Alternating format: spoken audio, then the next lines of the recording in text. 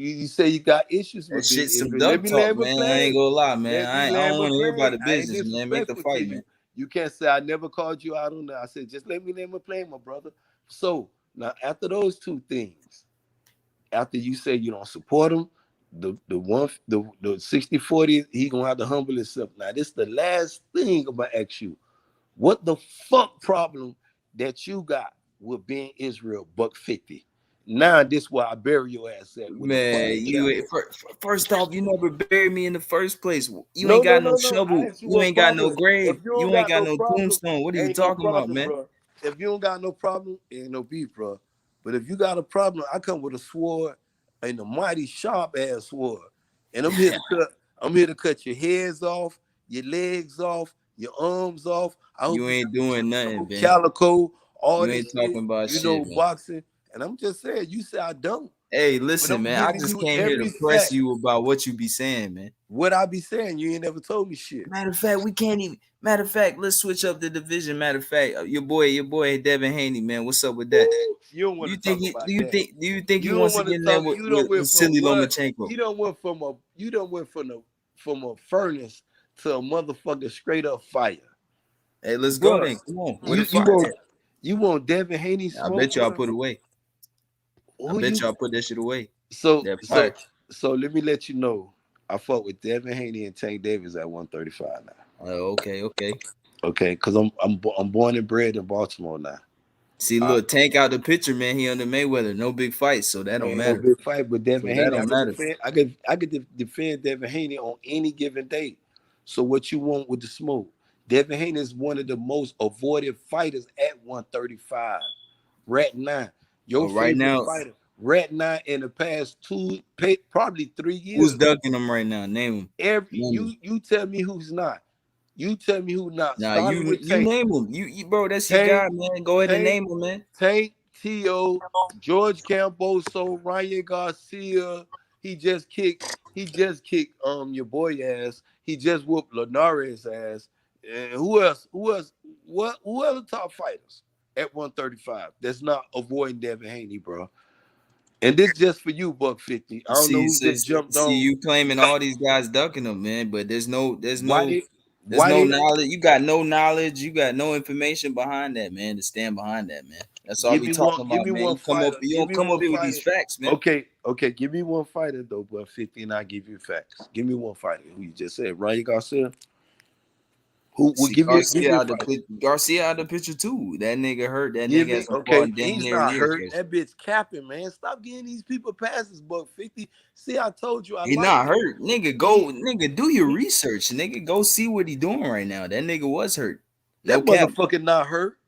No cap. He definitely was Man, hurt. that man hard hurt, man. He definitely was hurt. $150, his heart is hurt, bro. Nigga, he just had surgery on his hand. Go look this shit up. All What the these fuck fighters, you talking about, man? $150. See, look, that's the difference between me and you, man. I'm gonna come up here with the facts and the receipts, man. You just talk. You just all talk, my nigga. $150. Hey, look what Andy C said. Knowledge is power, man. You know that. You the OG. You the OG. You should be saying that shit. Knowledge is power, bro. Okay. Give me your receipts on Ryan Garcia. Give me the receipts, nigga. Go look it up. That's all I gotta say. I just did. The bitch been capping. Can't nobody else could. You ain't doing shit. You just saying that. What the fuck? You told me you got receipts. Then you tell me to go look it up. I told you the research I did. Nigga, there's pictures and videos of him in the hospital with stitches in his hand cut up open and all that. His hand swollen and all that. Go look it up. That's all I gotta say. Swollen. Man, listen. That's all I gotta say. Go look it up. $150. Fuck $150. When you start doing research, look, man. Start going to, all I'm saying is I'm not capping for this nigga. I seen what I seen. That's it. You capping for Ryan, bro.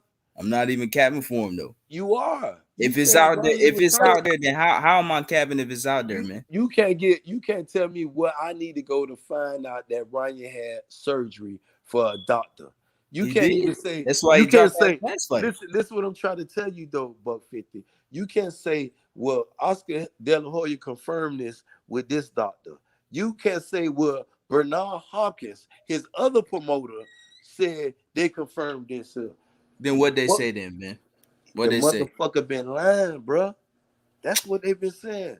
The man fake COVID. Where you find that at? Where you see now you need the receipts. Where you find that at? Where you find that at?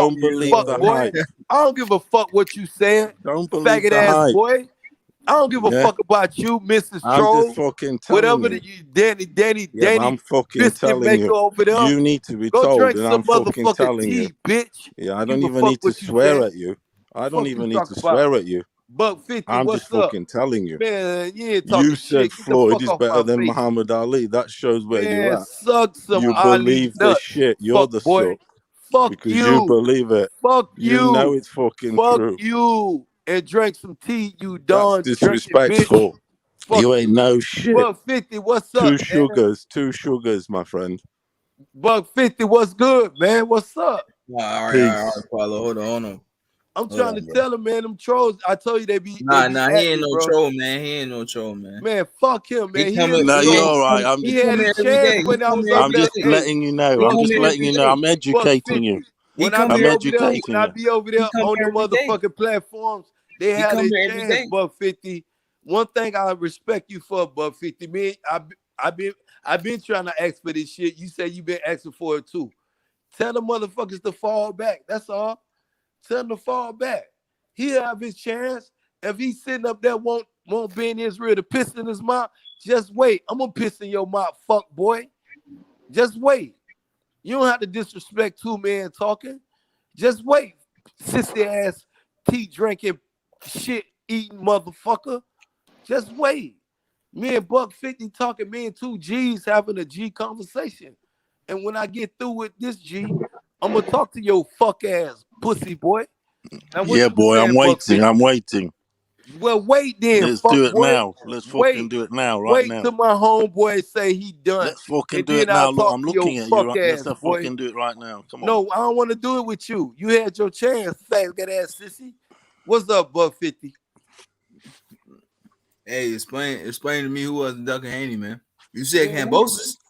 Cambosos said Cambosos beat the man. He beat the man to get all the titles. He did though. So what you mean, bro? But 50 when he came out to the Teal fight, he said he gonna do this here. He said Devin got problems with JoJo. He said after the JoJo fight, I'm gonna see if he ready. Man, Devin beat him impressively, 10-2 though. $150. Man, he ain't beat him impressively, nigga. Yo, Ben Israel, shut your bitch ass up, man. Right You have nothing to say, motherfucker. Fucking pussy ass bitch. Hey, Fucking pussy ass bitch. $150. That's right. You want smoke with 150? I'll cook your ass, bitch. Hey, $150. I promised myself I ain't gonna do this here because I got too much at Shut your stake. bitch ass up. And You I scared of don't me, care nothing about motherfucker. this. You got Scary another pussy. troll done pulled Fucking up. scary ass You got bitch. Rokisi. Yeah, you scared now, huh? Another homosexual Different done energy. pulled up, man. Different See, energy with me, I can't. pussy. Hey, $150.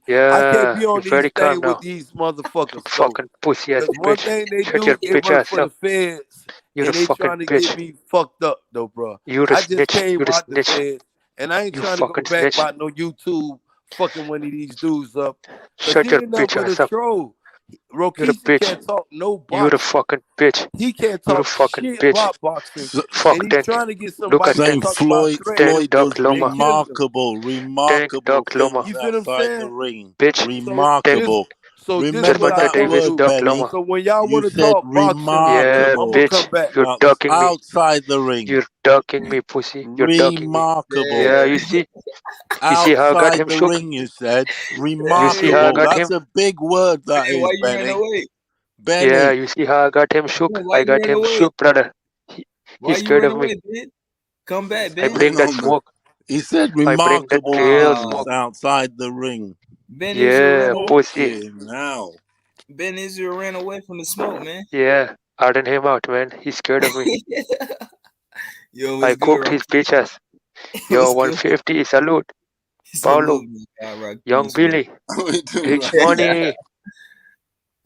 Hey, yo, Just the billionaire. What's bloke good, bro? talks shit. He's starting to Ben saying Israel. Floyd is greater Next than time you Ali. I'm disrespect sorry, Ali, Where I'm not YB at? having that. I'm Where not H having that. Money at? H Money, you still here, bro? Where YB? Where these niggas go? yo, Ben, run away, man. I bring that Ben, smoke why for you him, run yeah. away, man? I wasn't even done, man. I wanted to hear more of your manager shit. Yet, 12 run down in the comment, Kieran, motherfucker. You You had a can't lot tell to me say. that. You can't You tell had a me lot that. to say about 150.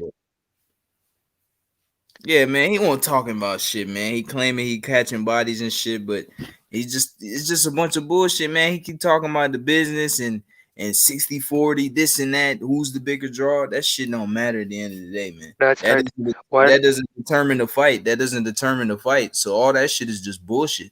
He ain't no Davis is ducking. I think with them two, it These should be down the middle anyway. These niggas talk about the business of boxing like they promoters and shit, man. You just a fan, my nigga. Yes, a lot of shit. Them two, Spence and Crawford, because they kind of need each other. It is a defining fight for both of them. It's what we all want. It should be a 50-50 down the middle anyway.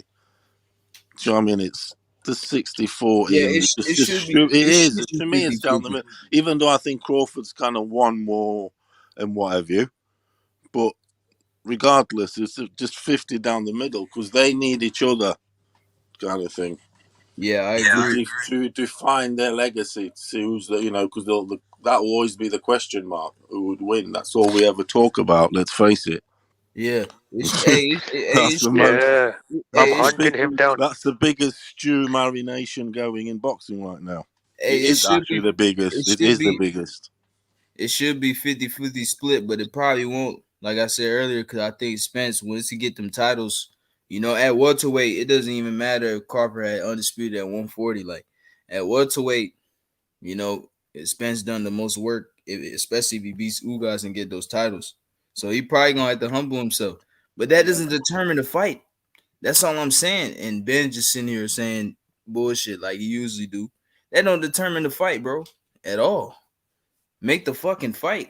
Niggas is not promoters, bro. Niggas is not Mayweather, man. They talking about this money and shit, man. We just fans of boxing, my nigga. I don't want to hear that shit, bro. Yeah, Gervonta is scared of Loma. I'm tired of that fanboy shit. Man, he don't want to even talk about Haney, man. He talking about Kambosos ducking him. Kambosos beat the man to get the titles. How the fuck is he ducking Haney? Explain that shit right now. Where you at, Ben? Why you leave, bro? You know what I'm saying? We wasn't even talking, man. We didn't even get into it for real. That's the thing. We wasn't even getting into it for real. Yeah, man. What y'all want to talk about now, man? That's enough, man. Till he come back, we'll speak on him again. But shit, he gone.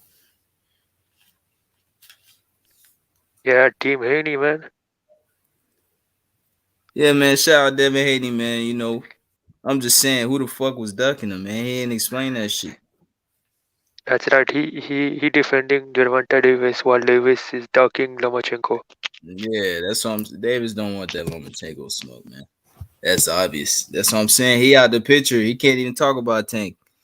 Tank go over there fighting PBC fighters only. He under Mayweather, so you know what I'm saying. That's right, man. He ran away, man. Yeah, man. I don't know if he coming back. I think Rocky scared him off. Rocky scared him off. Yeah, first round knockout. Yeah, first round knockout. Hell yeah. Hey, yo, Paulo, where you at, man? Why you went on the mute? Yeah, Paulo. Look, man, Devin Haney is a great fighter, man. I'm just saying, man. I don't think he beats Vasily Lomachenko. Yeah, I think Haney will get the fight next.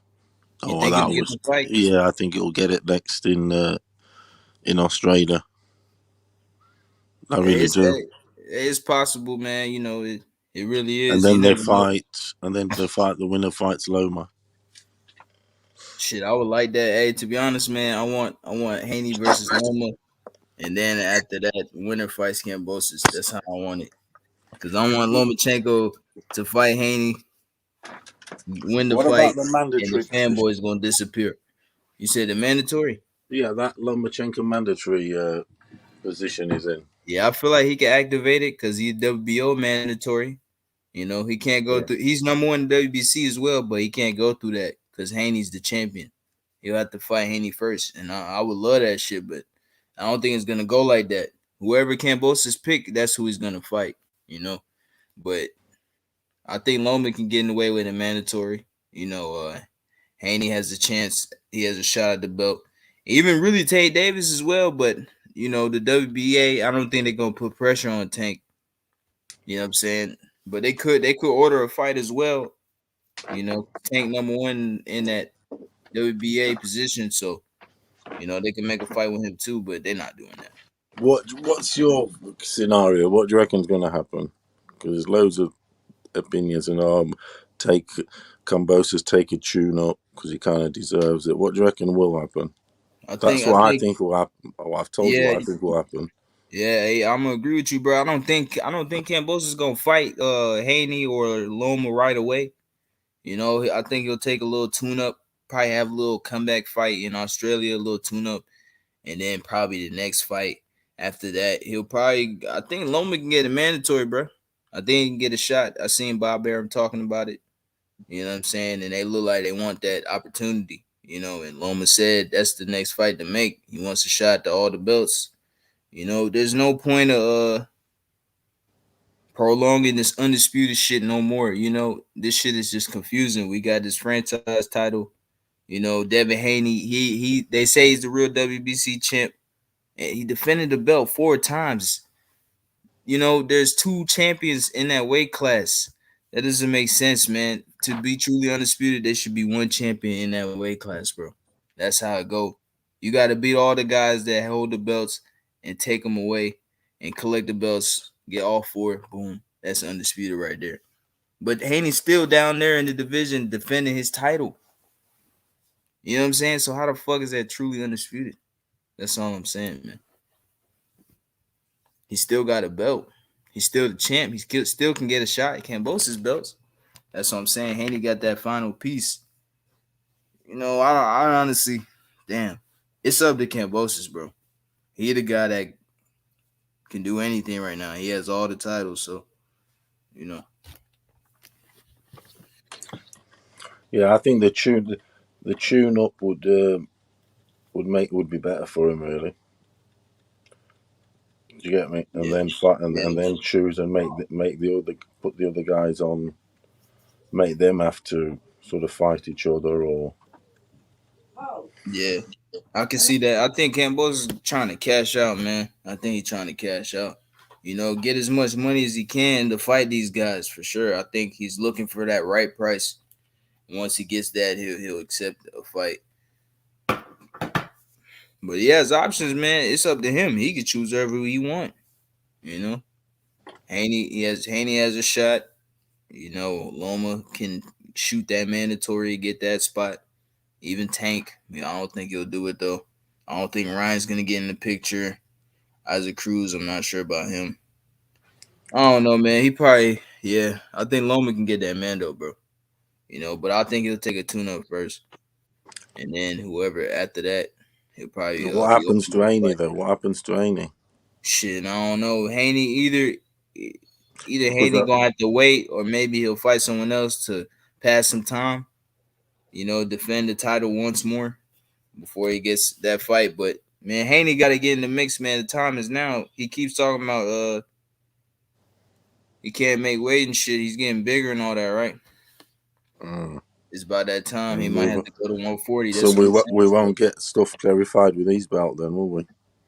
Nah, I think he. That's why I wanted him to fight, so we get either he wins everything, or he gets all clarified. You see, I'd like him to get a shot. I'd like him to get a shot, so he can either win it all, or either way, whoever would win it, him or Kambosos or whatever, it would clarify everything. Or that belt then be given to someone else that Haney is currently holding. Yeah, do you get me? Yeah. If them two fight, does he then hold all the belts, or does that belt be given to the guy in line, so to speak? Man, that's why I'd like that question asked. I don't know what the crack is there, because it's a one of a kind, really. Do you get me? We're debating with this extra belt, so to speak. What happens with it? Does Kambosos now then have 2?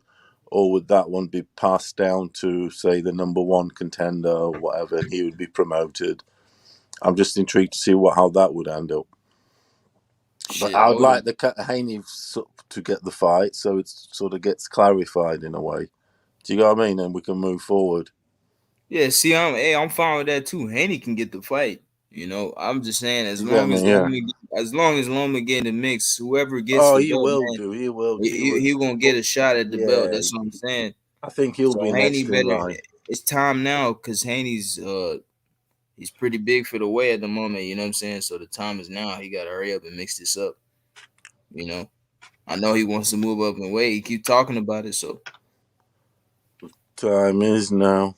yeah, the time is now, man. You know, but I don't mind Haney getting a fight. It's possible he can get a fight. You know, Kambosos did go to his fight. He was on the DAZN broadcast team. You know, he wasn't there for no reason. So it's he could definitely be the next in line to fight him. You know, I'm just saying Loma can probably get the Mando. But it's ever who really Kambosos choose. It's up to him. You know what I'm saying? So and Kambosos got hella time. I know he not moving up. So Oh, yeah. I think he's too. No, I'm not gonna say too small for 140. He is pretty big. He ain't that small. I think he taller than Haney, just by like an inch. is he as tall as taller? I'm not sure. Eh? I think they got him like listed at 5'9" or some shit like that. I don't know. He might be shorter. Damn, shorter. I said smarter. He might be shorter. Yeah, he is. Yeah. You know, sometimes they lie about Bosh's height and shit. They do that a lot. They do that Yeah, in NBA. there is that. That stuff is that. There was that bloke on here who was the other night that went to the Morrell fight and he said he was talking to him after the fight and Yeah. to his dad. Do you hear that? And he was saying like he's definitely 6'3". He goes because I'm 6'3" and we looked at each other in the eye and he says he's definitely 6'3" sort of thing. Yeah. And I'm not saying that he is, but them inches are definitely not always 100% right. Yeah, they're not always 100%. Yeah, that's true. Yep. Yeah, man. Damn, man. Fucking Ben left, man. Hey, what happened, man? When he say that? When he say Floyd Mayweather better than Ali? He said that? On the yeah, we've had some because he had some beef with not beef, but like chat on that master. What is it, Major Key? Oh, Major Key. Yeah. Yeah, there was something, and he did a video, and I was watching that, and then they had a whole thing about him. You know, he's saying like Floyd's the best ever. Nah. And there's this, and obviously the Ali, everything's saying better than ever. You know, it's like no, you know that's not. I know there's the O and whatever, but even so, it's not. That to me don't mean it. Someone like Ali's ahead, in my opinion. What up? What's Good good, evening. Cosmic? I mean, that's why Floyd's kind of tried to discredit Ali and his people that potentially his adversaries, because they know, like Ali's, he's giving them a bit of. So yo, Andy C, bro. Listen, bro. If Devin Haney wins the titles, yes, he will be undisputed. You know, I think he got the last piece of the puzzle. He's still defending the belt. He still has a belt in the weight class. There's still a belt left in the weight class. Yeah, what happens to that? Does it get past? Bro, you can't. What's good, Cosmic? You can't have two champions in one weight class, bro. You know what I'm saying? That one guy has to beat everybody, take all the belts, and that's truly undisputed, in my opinion, man. You know, Suleiman, these guys, they say he's undisputed, but man, they gonna run with that shit, man. That's what they do, man. They promoters. He's gonna say whatever goes, he's gonna say whatever puts money in his pocket. You know, so it doesn't matter. That shit's bullshit, man. That's all I'm saying. I don't care what no one say. Y'all can say it. Y'all can say it's undisputed, but my opinion, Haney's still defending the title, bro. You know, truly to me, undisputed is like what Josh Taylor did, beat all the guys. No guy in the division is holding shit right now. You know what I'm saying? He has everything, all the pieces to the puzzle, but at the same time, this franchise is also a factor. That's what I'm saying. It's some bullshit, man. It's all bullshit, man. So, one thing though, isn't the WBA cutting down on like all their belts and shit? Like they're trying to do that, right? People have been saying that. Yeah, they was. Yeah, that's why they mandated Rolly versus Tank. Okay, and they're gonna get rid of that belt, right? Once that happens, Yeah, I think they was trying to get rid of the regular belts and shit, or the interim or whatever. But then you wouldn't be a super champion. I mean, but Kambosos got the belt already though. No, I'm not arguing that. I'm just saying in general, like, if there's the WBA and then there's WBA Super. You know what I'm saying, because if they get rid of one, then you know what I'm saying, you would just be the WBA champion. Yeah. you wouldn't be a super champion because a super champion would super exceed what's it called, a regular champion, right? Yeah. Yeah, so that's a good fact about Josh Taylor. Josh Taylor, he's the undisputed champion because Canelo, even though he's the undisputed champion at 168, there's still other champions there too, just like Morrell. Yeah. I'm just see the regular belts. You feel me? That I mean that doesn't really matter, man. You know that's not.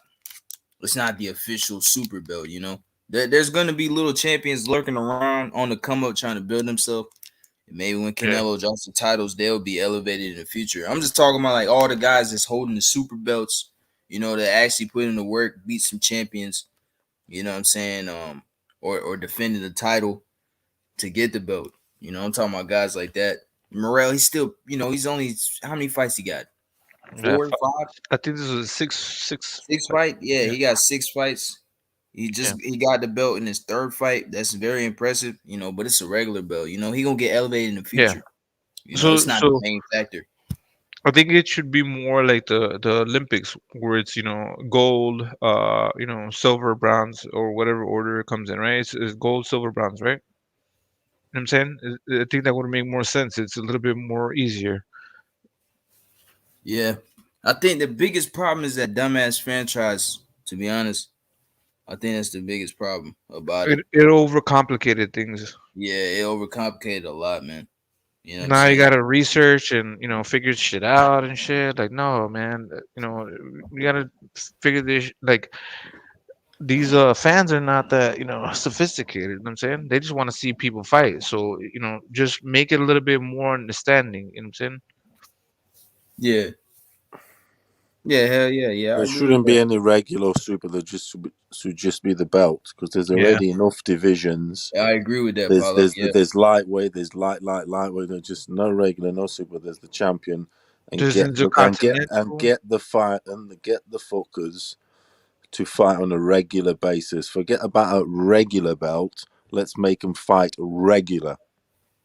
Yeah. Yeah, that's what they need to be doing because the regular belt holds things up.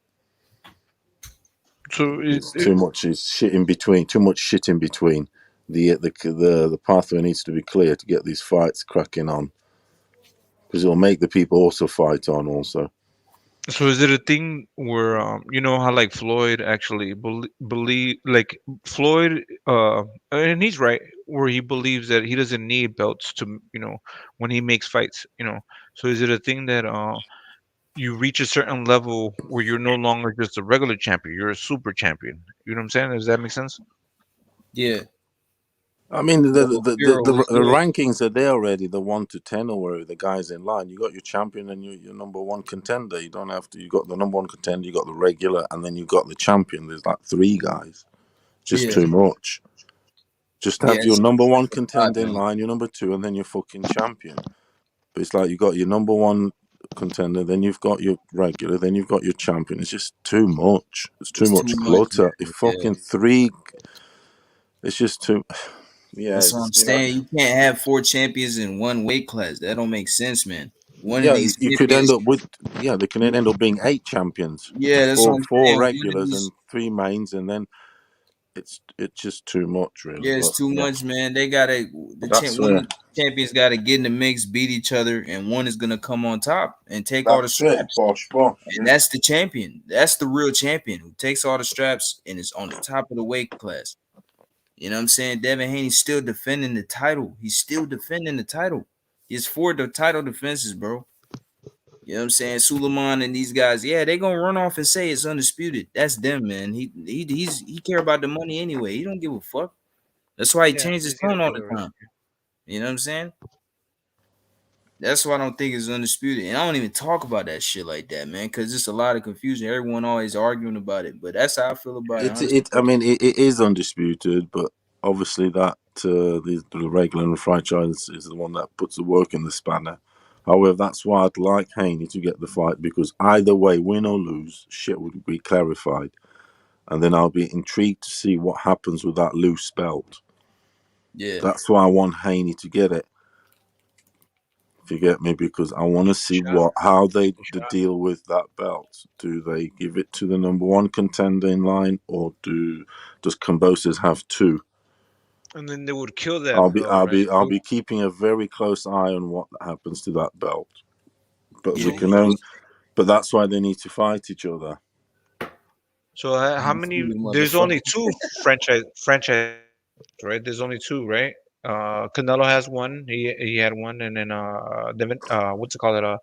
Lomachenko had one, right? Yeah. There's only two. Is there any more? I think Estrada has one as well, right? They was talking about that, something like that. That he had a fucking. How did he get that? Which Estrada is that? The one. Salute. You're in here, right? The Is one that at the lower weight class. Is it 118? Is it Yo, Piro 118? was good, bro. What up, 150? Beans, Go on, Paulo, Poodle. How you doing? Spence. You know you're I'm Estrada, right don't or you? wrong about that. What you call me? You know the Benavidez dude called you fancy pants, so I called you fancy pants. Nah, man. Dude, this guy thinks I know where Canelo's at. I'm pretty sure he's celebrating Christmas right now. I don't know. Right? Shit, he's deep in some pussy, probably.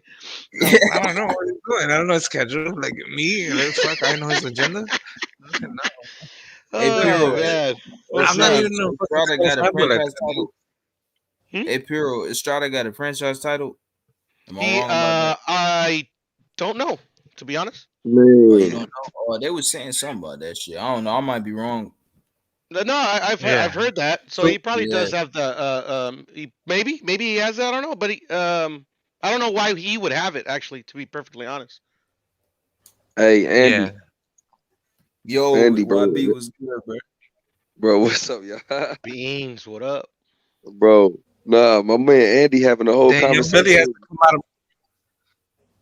Yo, okay, yo. He Okay, said, so we have. he says, Oh, I he should get understand on why here you too. don't want. Get your ass on here.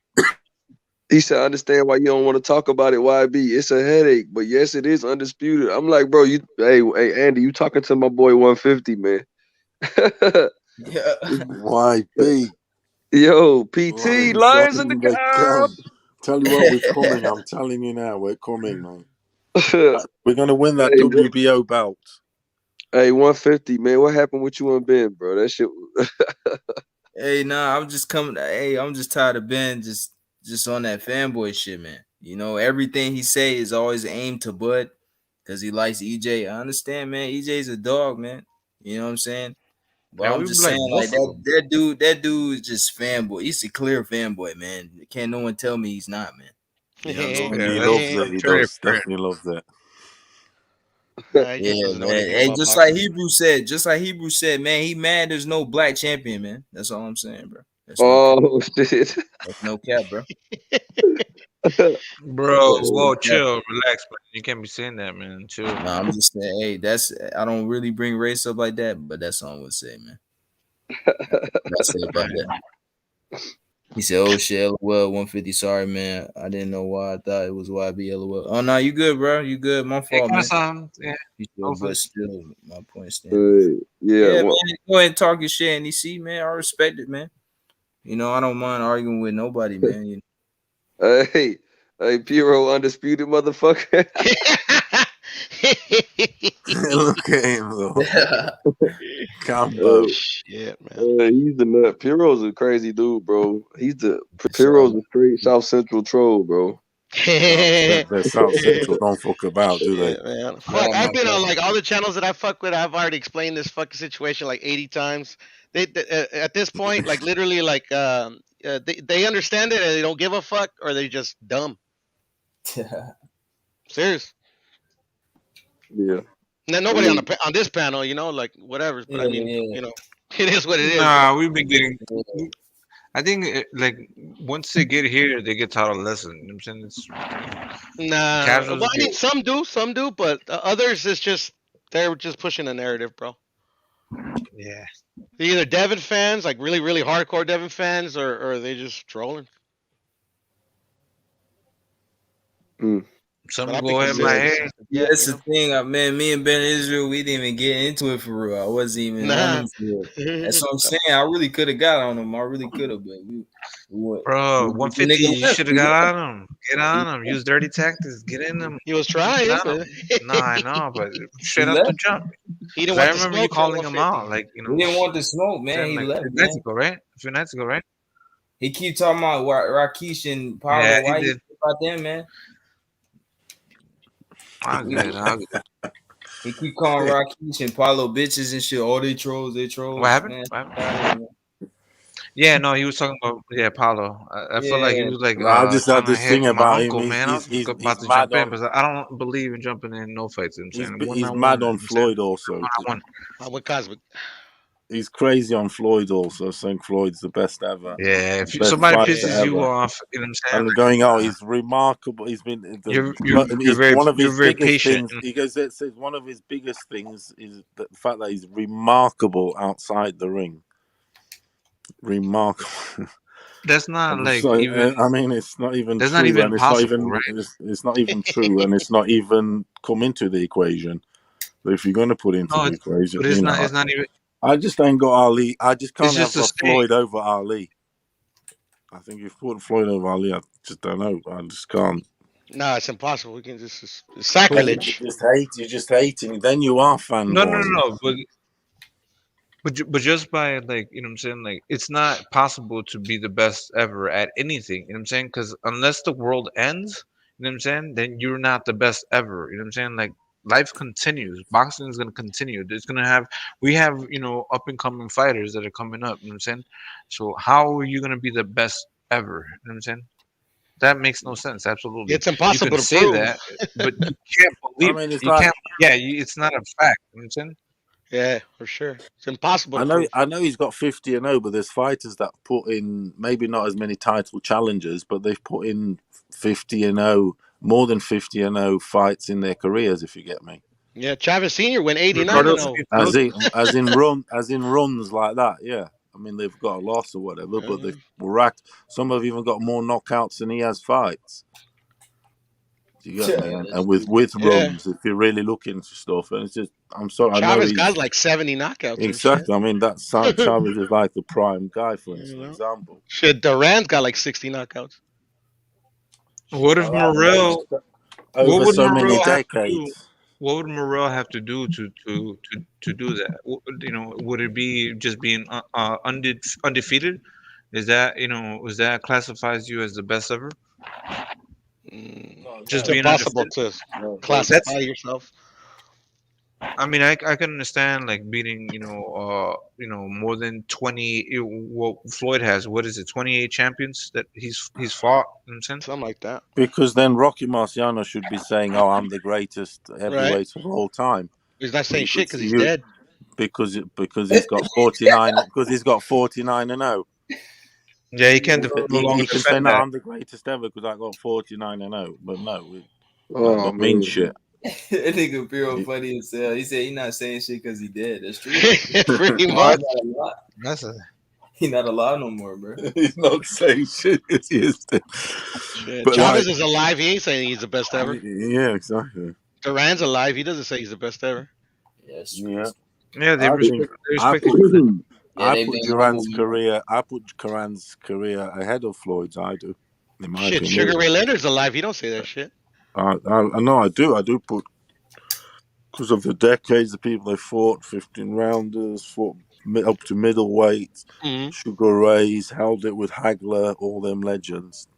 Yeah, that was crazy. At the end of the day, like you can I- argue accomplishments, you can argue skill for skill, all that stuff, you know, and then you can make a good argument and say, okay, this guy's better. But at the end of the day, you're gonna be like, okay, if they would fight each other, you know, who would win? But that's impossible to prove. Yeah, you can't prove that. Yeah, It's impossible. But regarding the 15-0 can stick it up his ass.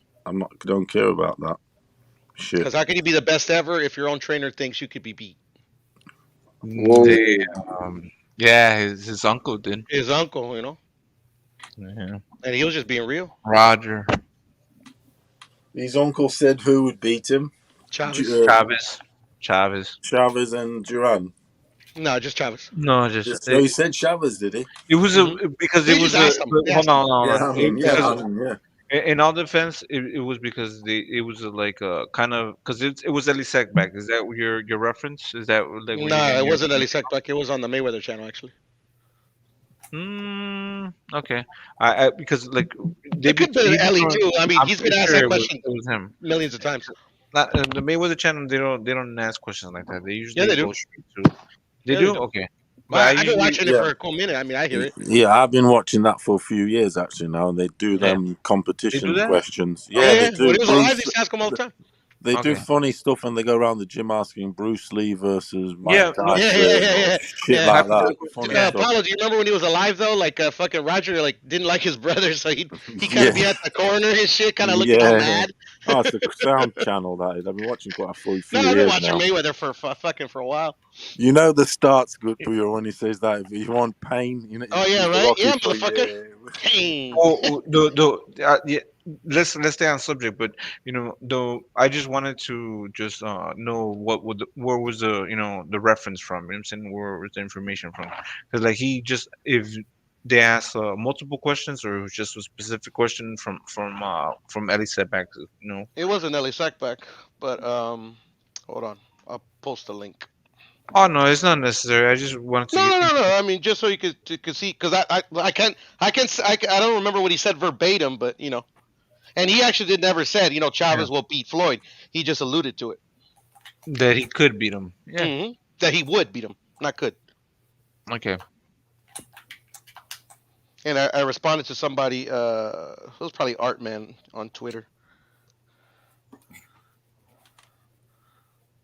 He owes a lot of people money, but he's not gonna pay.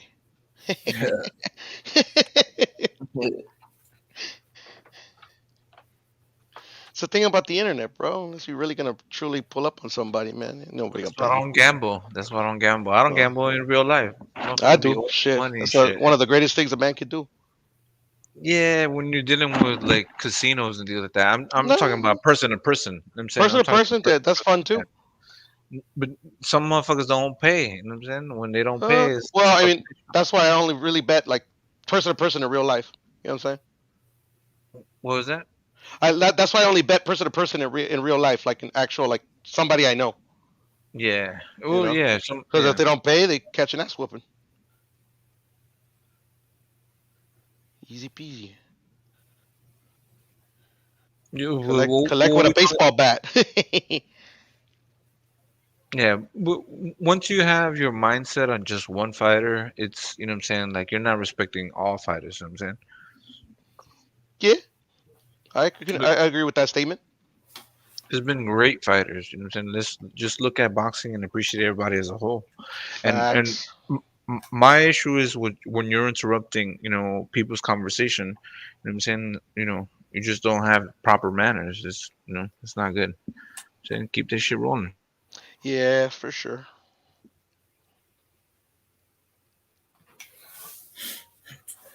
Yo. So 150. What happened to the what's it called? You're gonna put that game on? Is that cool with H? You know what I'm saying? Because I'm very interested in that shit, man. I'm hyping for a fucking boxing video game. Hell I've been feeling for that shit. Yeah. Oh, you talking about right now? Oh yeah. Yeah. Because that shit's, to me, that's just like, you know what I'm saying, that's dope. I miss having, you know what I'm saying, a game that we could play. I don't have PS3 anymore. PS3 was the last console, right? That it was on. PS4 or no, PS3. Excuse me. PS3, yeah. Yeah, it was last on PS3 and Xbox. It's on Xbox One too, though. Well, you know what I'm saying. That generation, you should. Yeah, for sure. Sure. Nah, you talking about Fight Night Champions, Andy? Yeah. PSPC. Yeah. PSPC's coming. Hell yeah, the saviors. And when have they released a date? No, they haven't. They need to get that shit up. Do you have? Do you guys have a computer like a PC? Mm-hmm. Yeah. Because it's gonna most likely it should have been out on PC. At least a beta, already. But no, they fucking postponed that shit, motherfuckers. Oh, they had a beta.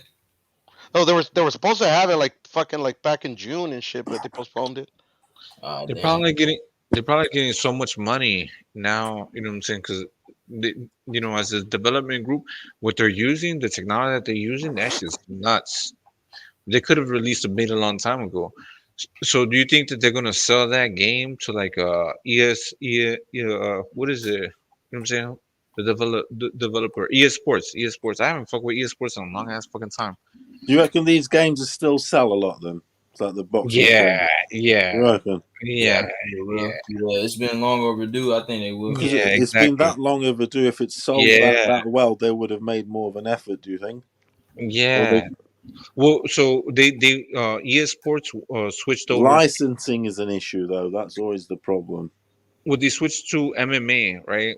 And it's easier to get all the licenses for all the UFC fighters. I'm sorry, to UFC. You know what I'm saying? Correction, the UFC. They switched over to the UFC, you know what I'm saying? And they acquired all the licensing, you know what I'm saying? You don't have to get approval from individual people, from each individual person, you know what I'm saying? As opposed to like a ESBC, you know what I'm saying? They have to get approval from each individual fighter. Yeah. Yeah, you're right. That's how it works, yeah. So yeah, and EA Sports, and for them, it's easier to just deal with one company than deal with one individual person, making a contract with them. You know what I'm saying? We haven't seen Floyd on the cover of any of these or in the actual game, any of these games. You know what I'm saying? Yeah, Floyd hasn't been fighting. Now he said when that shit first came out, he said he was gonna make his own game. He never did though. Yeah, but come on now. I get, you know what I'm saying? If it's yeah, exactly. Like come on now, like or either if you were gonna make your own game, cool, let's get it. We'll buy that shit too. You know what I'm saying? But he never made it though. At this point, you know what I'm saying? Like, man, it's a disservice to the. He's not even signing up to this one. Canelo signed that shit real quick. You know what I'm saying? It was crazy. So. Damn, I don't know. Damn, he might not even be in ESBC. Yeah, that's gonna be sad if it's not. To be honest, like. Yeah, exactly. I don't like Mayweather, but I would love to play him on the game though. Shit. Yeah. But that's the thing. Like fans, I get it. You know, you want to make your own shit or make money off of that shit, but like do it for the fans. You know what I'm saying? Yeah, do it for the fans, man. That's what I'm saying, bro. Or we're gonna fucking bootleg and steal that shit from you. If you're not doing it for the fans, they need to learn that. You know what I'm saying? If you don't do it for the fans, we're gonna like, you know what I'm saying? Like, what I mean is like, within that video game console that you have, they create their own player. You know what I mean? Yeah. And they be having Floyd looking fucked up as hell. Shit. No, like I'm saying, no 3D rendering, no none of that shit. He looking like, who the fuck is that? I can't tell him apart from, you know what I mean? But what they're doing with that new game, they're like, man, they're doing like fucking facial scans. They have like fucking 1,000 cameras pointing at you. That's just dope. That's dope. It's gonna be dope as hell. Shit, motherfuckers can't even pull triggers on those video games. They're talking about speaking for other bouncers and shit. It's crazy. To barely keep up with the game. They're talking all that shit. Yeah, man. I just hope. I don't know. Hopefully, it just releases soon, man. Hopefully, man. Yeah, man. I want to play that shit. Oh, so my question was, do you guys do you think that it's gonna be sold? Do you think that they will sell it like once they like finalize it? Because it hasn't even been out. Yeah, I think they will, man. I think it's gonna do pretty well, man. Like I said, like it's been long overdue, and because EA Games they've been asking for this for a while. Because EA Games can just buy everything, all their work. You know what I'm saying? That's what they do. They don't, you know, they buy it. They're like a publishing company. They just buy shit. You know what I'm saying? They'll buy, you know, somebody else out. They're just the big brother in this situation. But as though, so you had to. Man, I'm sorry, y'all. I changed the subject. No, you good, bro. You had the disc. You had a disc? Nah, I ain't got a disc. Nah, that shit downloaded. in my system.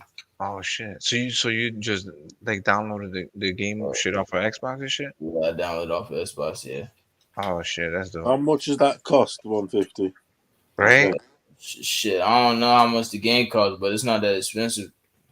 It's like $20 probably, right? Yeah, that shit cheap as hell, bro. Cause it's old as hell. The game like So 10 old years game, old. yeah, exactly.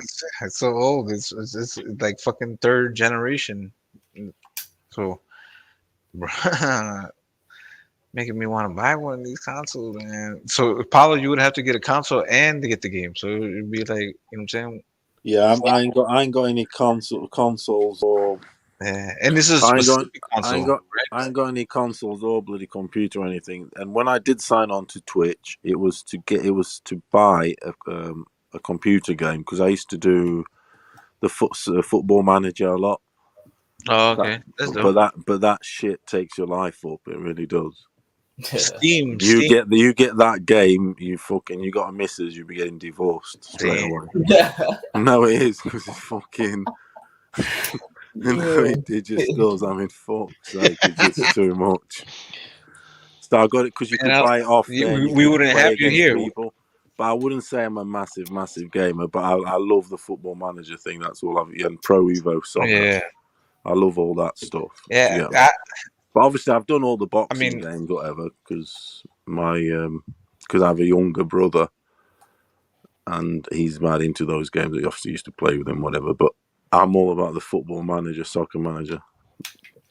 Not anymore, really now, because I ain't got a PC or whatever. But I be seeing motherfuckers in the chat calling me a nerd because I be doing the VR boxing, and it's funny to me because like, man, it's a little bit more challenging than you think, but it's okay, right?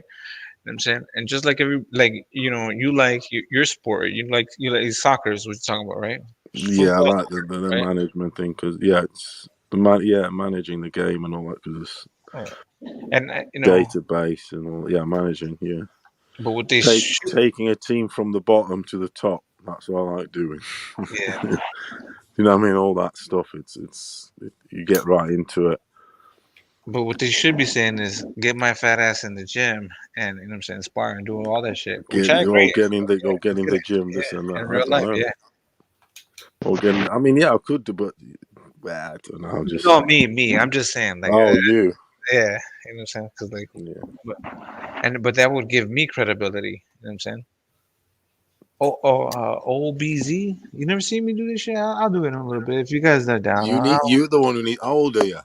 Me? I'm fucking 39, bro. I'm 39. Yo, AR, what's good, bro? Shout out my boy AR. That's my dog. Go ahead. Nah, I was just saying shout out my boy AR. That's my dog, man. Yeah, that's boy. Yeah, from the UK. Shout out AR, man. Who's that? AOPS in the chat. Hey, do you see what's his name? That Leroy one, 150. Leroy, who you talking about? Yeah, Richards. Richard. Oh yeah. Oh, you talking about what's his name? Richard Boyd against Gongora. Against Gongora. Oh, nah. I ain't see that. Yo, so Puro. It was a close fight, but he did He's well. Still in here. He's still in here. Why are you talking shit in the chat? And when you get something right here, this is fun, brother. It's fun, okay. Oh shit, man. Yo, let's bet on some push-ups. Get on camera. Now you got me, motherfucker. Hey, bro. Hey, 150, bro. That's it. What happened? PT. That was, hey, bro. YB, what's happening? I didn't know you were a writer. Nah, man. I'm just chilling on it, bro. Nah, I just started. You're a writer, are you? Mad for it. Wait, what are you talking about, YB? What'd you say? Nah, bro, y'all, hey, 150, bro. Show your character list on here, bro. Yeah, I'm really fascinated about that shit, man. That shit's fucking dope. Put your character list on the game, bro. You had some.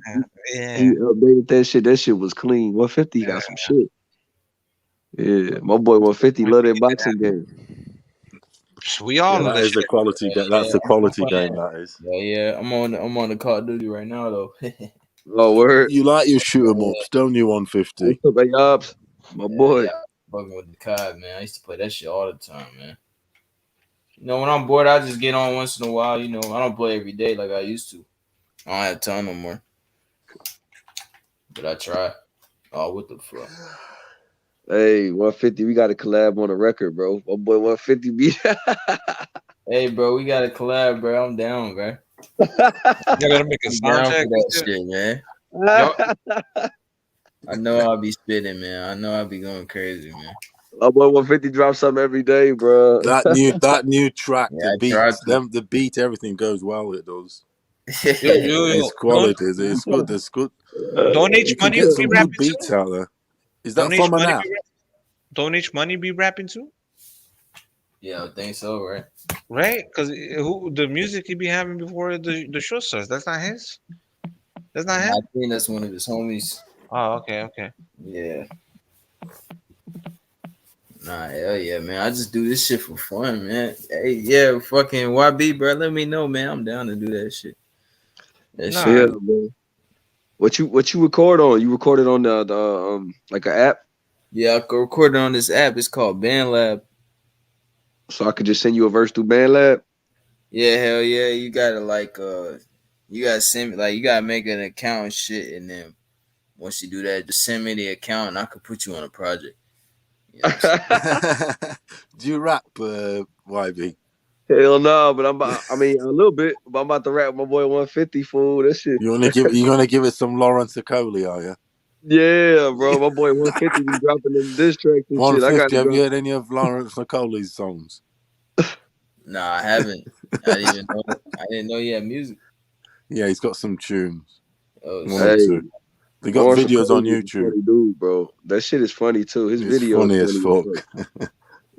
I love Lawrence Okoli, bro, living good fun life, bro. Yeah, he is. He's done well. Actually, he's a millionaire now. Yes. Hey, He's that boy actually a millionaire now. WBO there, sitting nice and comfortably. That division worked out perfect for him. It's not the You top. saying that's me, Puro? You saying that's me? Nah. Yeah, check I his just fucking, videos, Lord. I passed through when I was looking at my pictures. I thought it was funny. That's all I get it. Yo, so who's the best boxing rapper? Boxer rapper? It's your boy Adrian That's not Brome even a fucking shit argument. anyway. AB?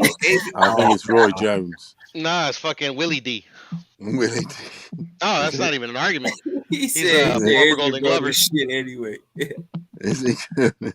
Willie D. Who the fuck is Willie D? From the Ghetto Boys. He was a boxer. Yeah. He was Was amateur. he Golden Gloves? Was he? Golden Gloves, yeah. Oh wow. Okay. Yeah, he's a G. Yeah, he is a G. I would say Roy Jones. You know what I'm saying? But Oh yeah. Well, I mean, yeah, okay, yeah. I would have to agree with you. yeah. But with family and boxing with champions, he was on that. Is that LL Cool J? Isn't he? Supposedly his uncle was a champion back in the day, but that's obviously not him. He's actually related to Henry Armstrong. Yeah, that's the one. Yes, LL Cool J. LL Cool J. He related to him. He related to Hammer Hank. That's cool as fuck. No, he is. I think it's its mom's. It's its mom's brother, I think. Yeah, something like that. He was on the Mike Tyson thing. That's what I saw. Yeah, on the Mike Tyson podcast. Yeah, it was good. Yeah. It's very interesting. That is. He's got a lineage of boxers of some. He didn't know that because I think the mom was adopted, if I'm not mistaken. Can't be touched. Hey, that Roy Jones. Yeah, but Roy Jones was funny. You all must have forgot it's fun. Yeah, exactly. That's fun. That's fun. Bro, that's fun. Can't be touched. Can't be rocked. Yeah. Nah, that's can't be moved. Can't be stopped. Comeback. Even the Russians lap it up. Bro, I'm rolling right now, man. Hey, they was wearing a bulletproof vest in the video. Yo, he came out to his own songs. He's already You're getting paid twice. He said one night, easy. Yeah. Who's the best rapper athlete or rapper athlete? Yeah. Was it? What about Shaquille O'Neal? He's an athlete. He was an athlete. What about Shaquille O'Neal? He can box. He can box. But I'm talking about like professional. What about Shaq? Shaq, yeah, that's a good one. That's a good one. Damian Lillard can Shaq rap, bro. sang had loads of Damian albums. Lillard got bars. Damian Lillard can rap, bro. Damian Lillard can rap. I never heard him rap. I'm Yeah, about to check him he out. can rap his Oh ass shit, off. I've seen him on Twitter too. I've never just pressed play. Yeah, he can rap Lillard? for real. Yeah, Lillard? he can rap for real, bro. He got bars. He's a big boxing fan too, I hear. Yeah, he I'll love have to boxing check him too. out. Hell yeah. I'll have to check him out. Yeah, he a hardcore fan. He actually watched boxing, bro. He watched the fights. He watched all the fights. Oh, you was at that tank fight, wasn't he? Yeah, that's the point. Oh, he was? Oh shit, I didn't see him. He was there, yeah. He was. Yeah. Oh, it's not even that. Like he watched everything though. Like he watched like Charlo, fucking Caleb. All of Plant. them He boys, watched huh? everything, bro. You ever see? Man, who was the worst? You ever see Meek Mills trying to throw hands and shit? You ever see? Nah. Oh yeah, I seen that. Hell yeah. Yeah. Stephen A. Smith is bad. I mean, like horrible. Yeah, Stephen A. Smith. He looked bad at least. He's not very coordinated, no. Nah, he's not. Hell no. That's why I don't. You know, I won't come around me, man. Meek Mill will shoot you. He's not going to try to fight you or none of that shit. Shit, most motherfuckers nowadays will shoot you. Yeah, that's a fact though, Puro. Hell yeah. Most motherfuckers gonna shoot. Pretty much. Motherfuckers scared to fucking get their ass kicked. Yo, you know who does have hands? And they've been trying to come up on him? Gucci Man. Gucci Man got hands, though. You ever see him? Yeah, bro. There's like the motherfuckers trying to run up on him. No, hell no. He's fucking beating your ass. No guns. Beats me. Is he a Chicago boy, is he? No. Gucci's from the A. He's from Atlanta. Yeah. Yeah, he's from Atlanta. Yeah. Spider-Man looked good on the pads. After giving the whipping to Montel, my title, they couldn't take it. Why? I guess it's the only way I could lose. That boy Roy Jones. Yeah, bro. Roy Jones had it, though. He That was boy on had that another video level on the yacht. That shit was confidence funny, bro. He was talking about y'all must have forgot he was sitting on the yacht. That shit was crazy, bro. No, that's not. It rhymes. It's shit talk, that. I love it. I still prefer Willie D. Yeah. But Ghetto Boys is one of my favorite, fucking groups. So. No, they are mighty legends. Bro, they were before NWA. My top 5, bro. Top 5. They were before NWA. Nah. The NWA was before. Right? Well, actually, they might have started at the same time, Paulo. Yeah, actually, I think they might have started around the same time. Oakland, aren't they? I think they're Oakland. Who? No, Ghetto Boys is Houston. Is it Houston? Yeah. Like Beans but like Street Gangster, I think they were like one of the first. Scarface is one of the GOATs, in my opinion. Yeah, I love Scarface. They have that tune, Ghetto Boys, where they use the actual Scarface. What do you call it? Like a bit of the film audio. It's the loop. It's the loop in the song. I've got it on my soundtrack on my Nas playlist. Nas, oh hell yeah, yeah, one of the greats. Nas, I think samples it. Yeah, easy. KRS-One is my favorite rapper of all time. Oh damn. Well, it's a tie actually. KRS-One and Ice Cube. Yeah. Can we get off subject? Do we have to just stick to boxing? Because y'all talking about rap and shit, man. H fell asleep, man. So we good. Yeah, I'm about to say we can talk about anything on here, man. Shit, me and Paulo, what were we talking about beer one time, Paulo? So you can go anywhere. You can come back to boxing. It just goes anywhere he wants to go. Okay, H wakes up though. He's gonna be like, "What do you guys think about?" Yeah, talking shit. I'm trying to see that song. The Ghetto Boy. The one with the Scarface. Yeah, with the Scar. Yeah, I've got it on my playlist. So hold on. Oh, here it is. Here it is. What about the song is Mama Said Knock You Out versus Roy Jones shit. You must have forgot? Yeah. Yeah. Mama Said The Knock You song Out? is Yeah. For me. Yeah, it's easy. You know what I'm saying? Because what's it called? Oh, Cool J. You know what I'm saying? As a My rapper. childhood, that's why. Yeah. I remember as a kid, man. I love that song. What's up, brother? Puro. The song by the Ghetto Boys is from the album We Can't Be Stopped. Mm-hmm. The song is Mind Playing Tricks on Me. Oh, okay. Yeah. I don't remember the Scarface. Yeah, that actual song. Like I said, I've got it on my playlist. Because that's like like one of the most famous. You know what I'm saying? Yeah, it's good. It's good. Mind Playing Tricks on it's good. It's got like I said, it's got a Scarface sort of like loop in it. It's quality.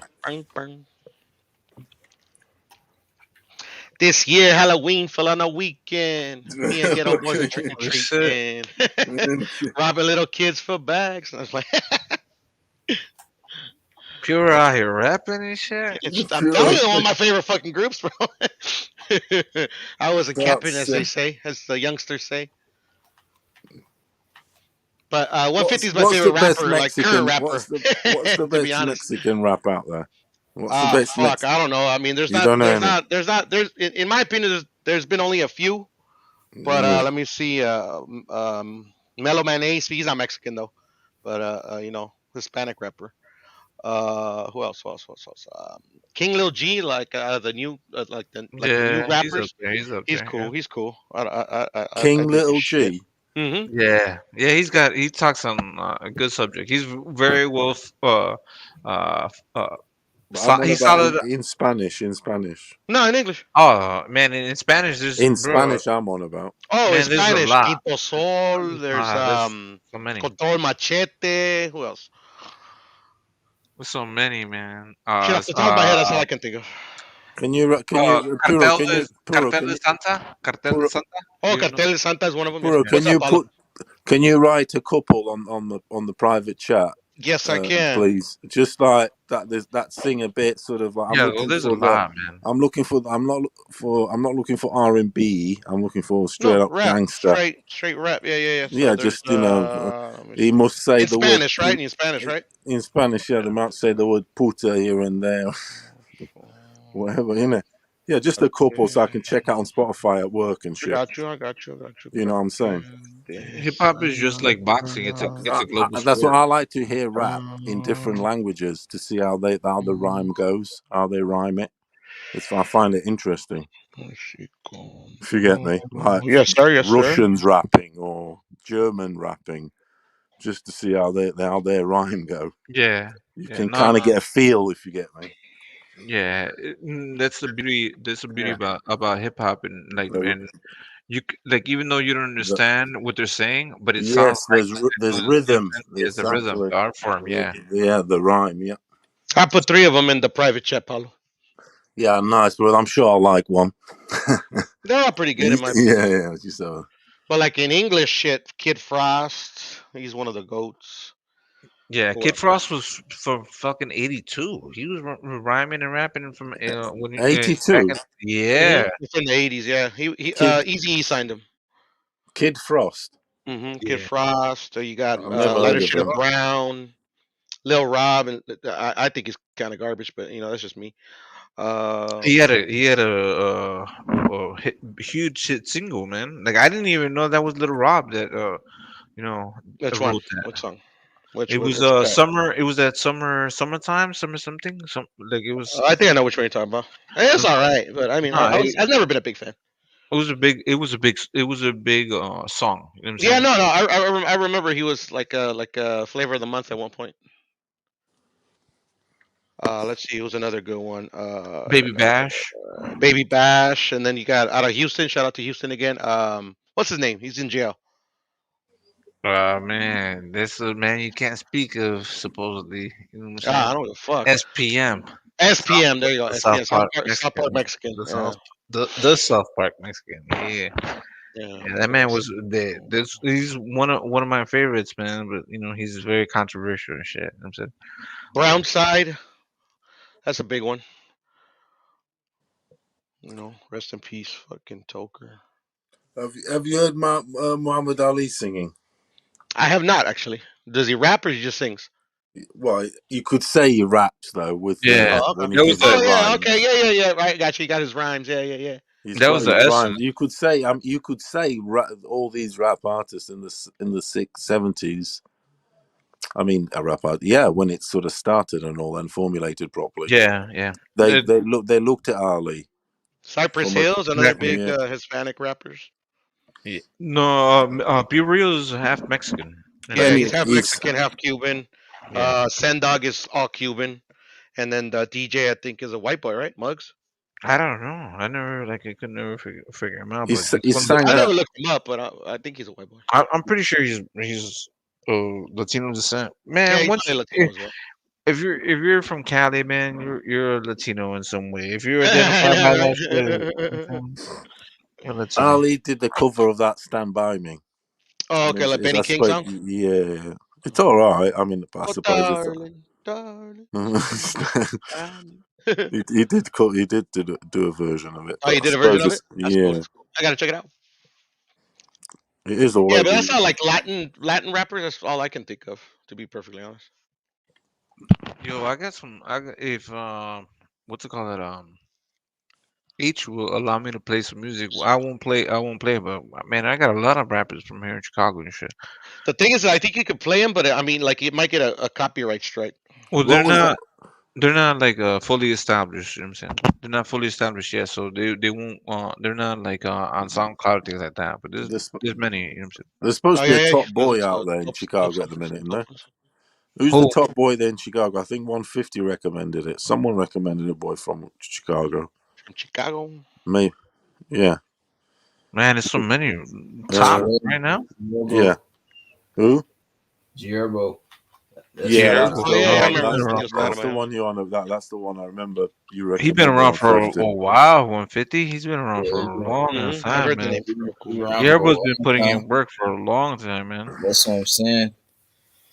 Yeah, but he's, you know what I'm saying? It takes time, man. Like, you Yeah. got to put that work in. You know what I'm saying? It's a catch I, 6 9. Cosmic, what's up? What's up? and everyone else. What would you be the dream fight you'd like to see, like ever? Oh, wow. That's a very good question. I mean, Like at any weight, like sort of at but any weight, like the dream match.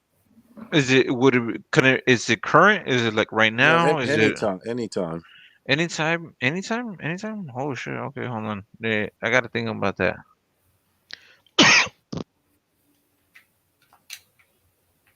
Shit, dream fight. At anytime is a good time for a fight. Okay. So I would, because I keep saying my top three, right? Ricardo Finito Lopez, right? And then I would say Willie Pep, if you know what I'm saying, because my other top three would be what's it called? James Tony. So then James Tony's too big for them. But Willie Pep versus Ricardo Finito Lopez would have been a really like it could happen. You know what I'm saying. I think I think they were the same weight division. James But Tony and who? no. Ricardo Finito Lopez versus Willie Pep.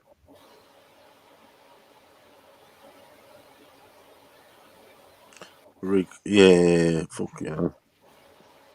Right? If you think about it, because like you have Ricardo Finito Lopez is a very schooled and very stick to the plan, stick to your fundamentals kind of fighter, and then you have Willie Pep that's more of a all around, just what I'm saying, trying to beat you with.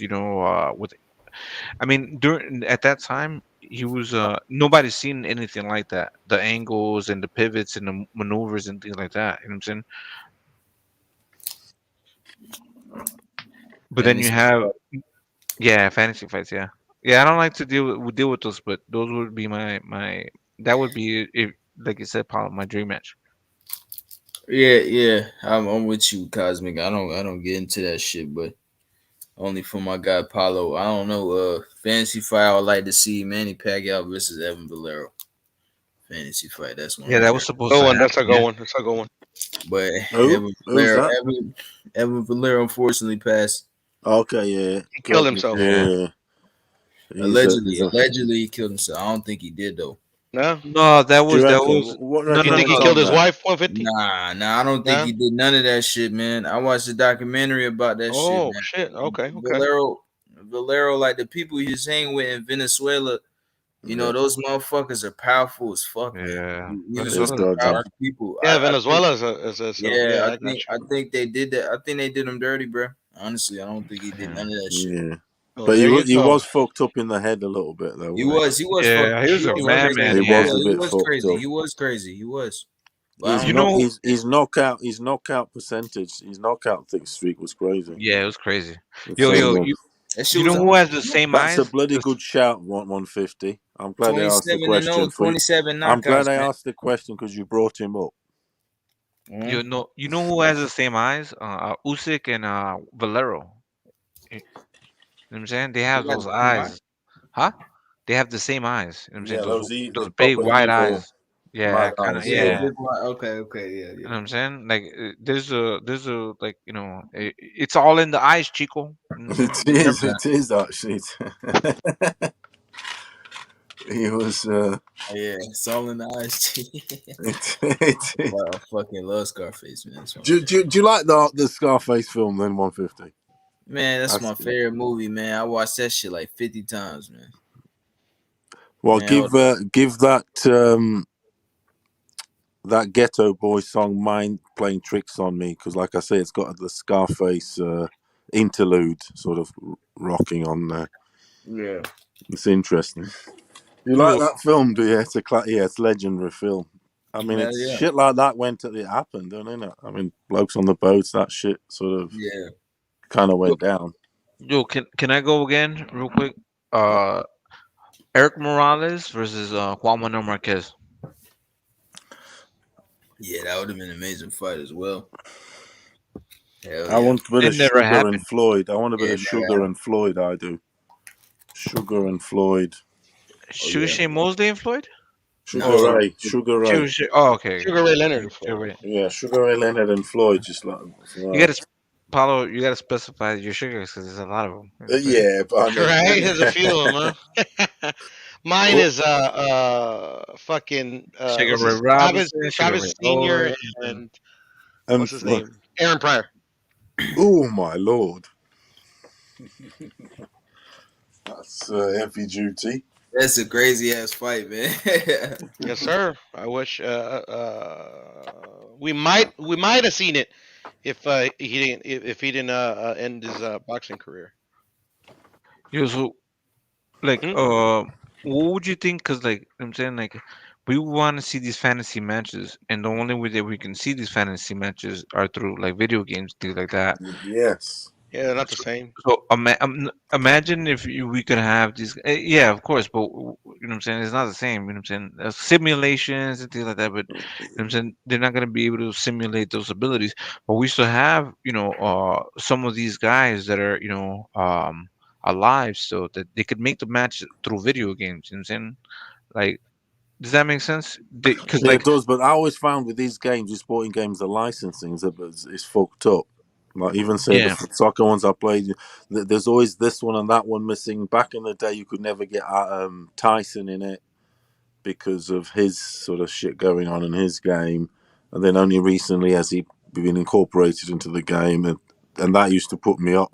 Just there's always some guys missing because of the licensing. It's hard to get them all in one, isn't it? It's impossible actually. Chavez has been in a lot of. I'm pretty sure he's been in every single video game that's been out. I can't understand why Floyd would be that vain. You would being him, you would probably want to be in it and possibly put in the contract to make me the best on it. So it's hashtag where's that video game Floyd since fucking forever. You know Yeah, but so what if he's got I don't want a Floyd game because you've got Floyd. Fair enough, it might be a great game, but it won't have all the other dudes in it. Do you know what I'm saying? You left there playing with Floyd. I don't want to be left there playing with Floyd. I want all the other fuckers in it. Follow that ESBC. They have like 300 fighters. Like, it's absurd. Like, they're doing a fucking amazing job. Yeah, it's crazy. Man.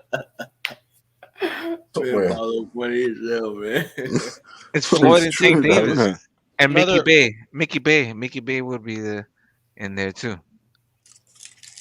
Mickey Bay. Another of my fantasy fights is Salvador Sanchez Chavez. Oh. See, look, Herbert C said I watched the documentary also, and that shit was all sus with a bunch of questions and no answers. That's what I'm saying, man. I also want. I gotta see that. Even one of Evan Valero's friends, man, he said he don't think he killed himself, bro. He think that shit's a lie, bro. The thing is that Venezuela, the country, is so fucking desperate. It's so gangster there. It's one of the most. Well, it's finished. Well, it's people on their last. It's one of the countries with most, should I say, like exiles. People are leaving it. It's all fucked up, isn't it? The oil there. Yeah. It's all got tits up. 150. With all due respect, how old are you? 22. 22. You very mature for your age, and you really respect the sport. That's great. You know what I'm saying? And you have respect for your elders. You know what I'm saying? That's very good. That's, you know what I'm saying? There's nothing wrong with that. Yeah. Yeah, man, I appreciate that shit for real.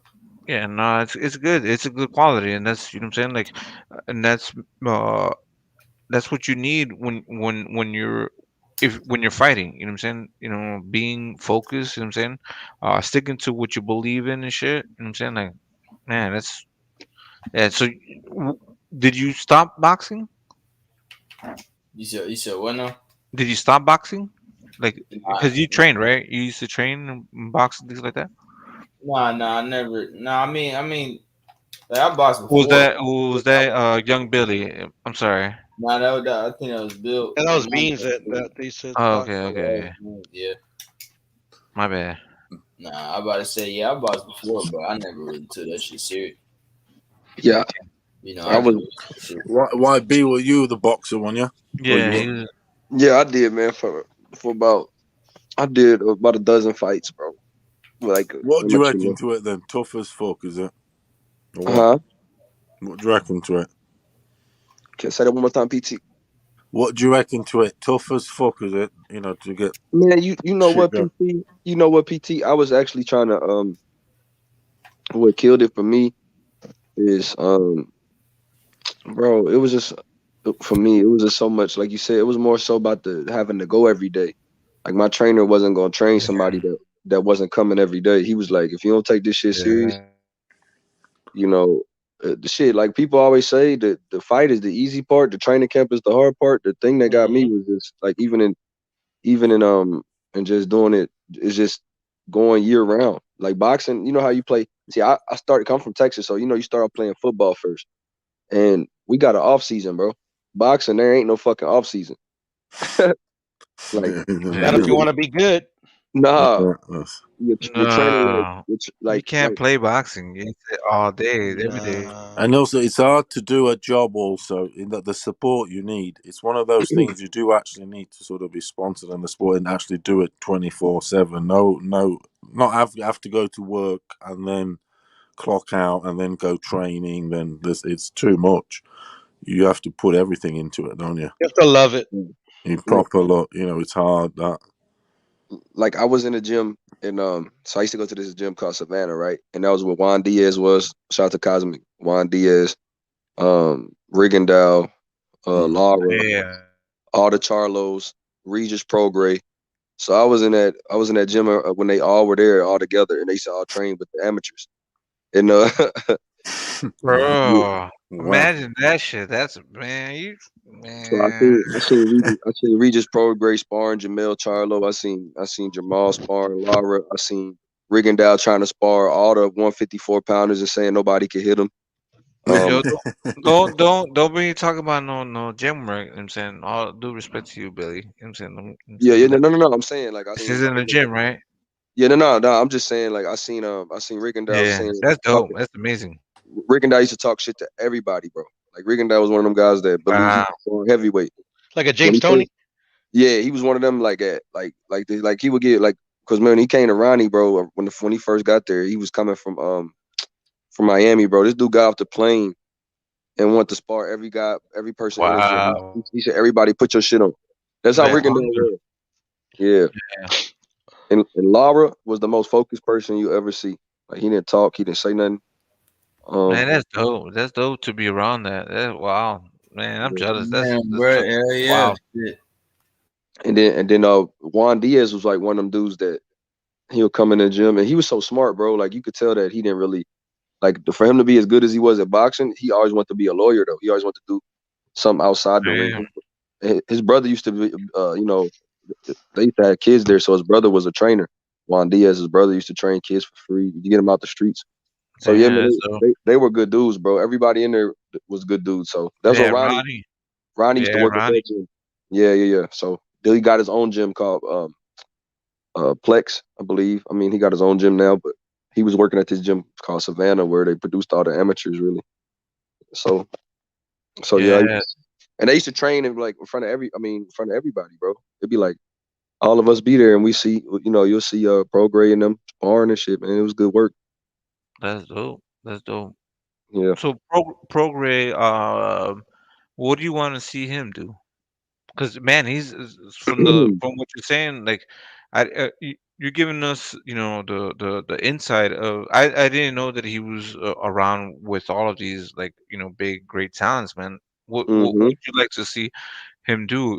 Losing to a Josh Taylor doesn't mean you're done. You know what I'm saying, like, Right. Right. what would you like to see him do? What would be the moves? Well, As a manager, you know what I'm saying. as a manager, as a manager, bro, I would want him to shit, man, to fight one of those guys like Matias at 140, bro. Like, I would want him Matias to is fight. still fighting. Yeah. Matias, is he? Huh? Is he still fighting? Matias? Yeah, Subriel Matias.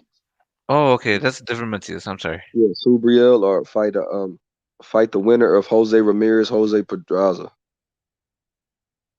I would like that fight too. Jose Ramirez against Prograis, because they were supposed to. Prograis and him got long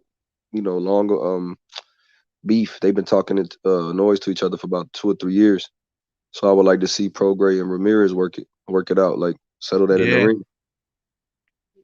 yeah, Um, that'd be good. that's one of the best fights because I know Josh Taylor's going to move up.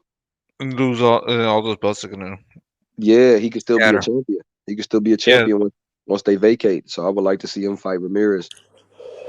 YB, who did you think was going to win between Regis and Josh? I thought when I first heard it, bro, I thought I was when I seen Josh fight. Man, I actually thought Josh. Sucks to say, bro. I thought Josh was gonna win, but I yeah, was rooting for Regis though, but I thought Josh was too big for him.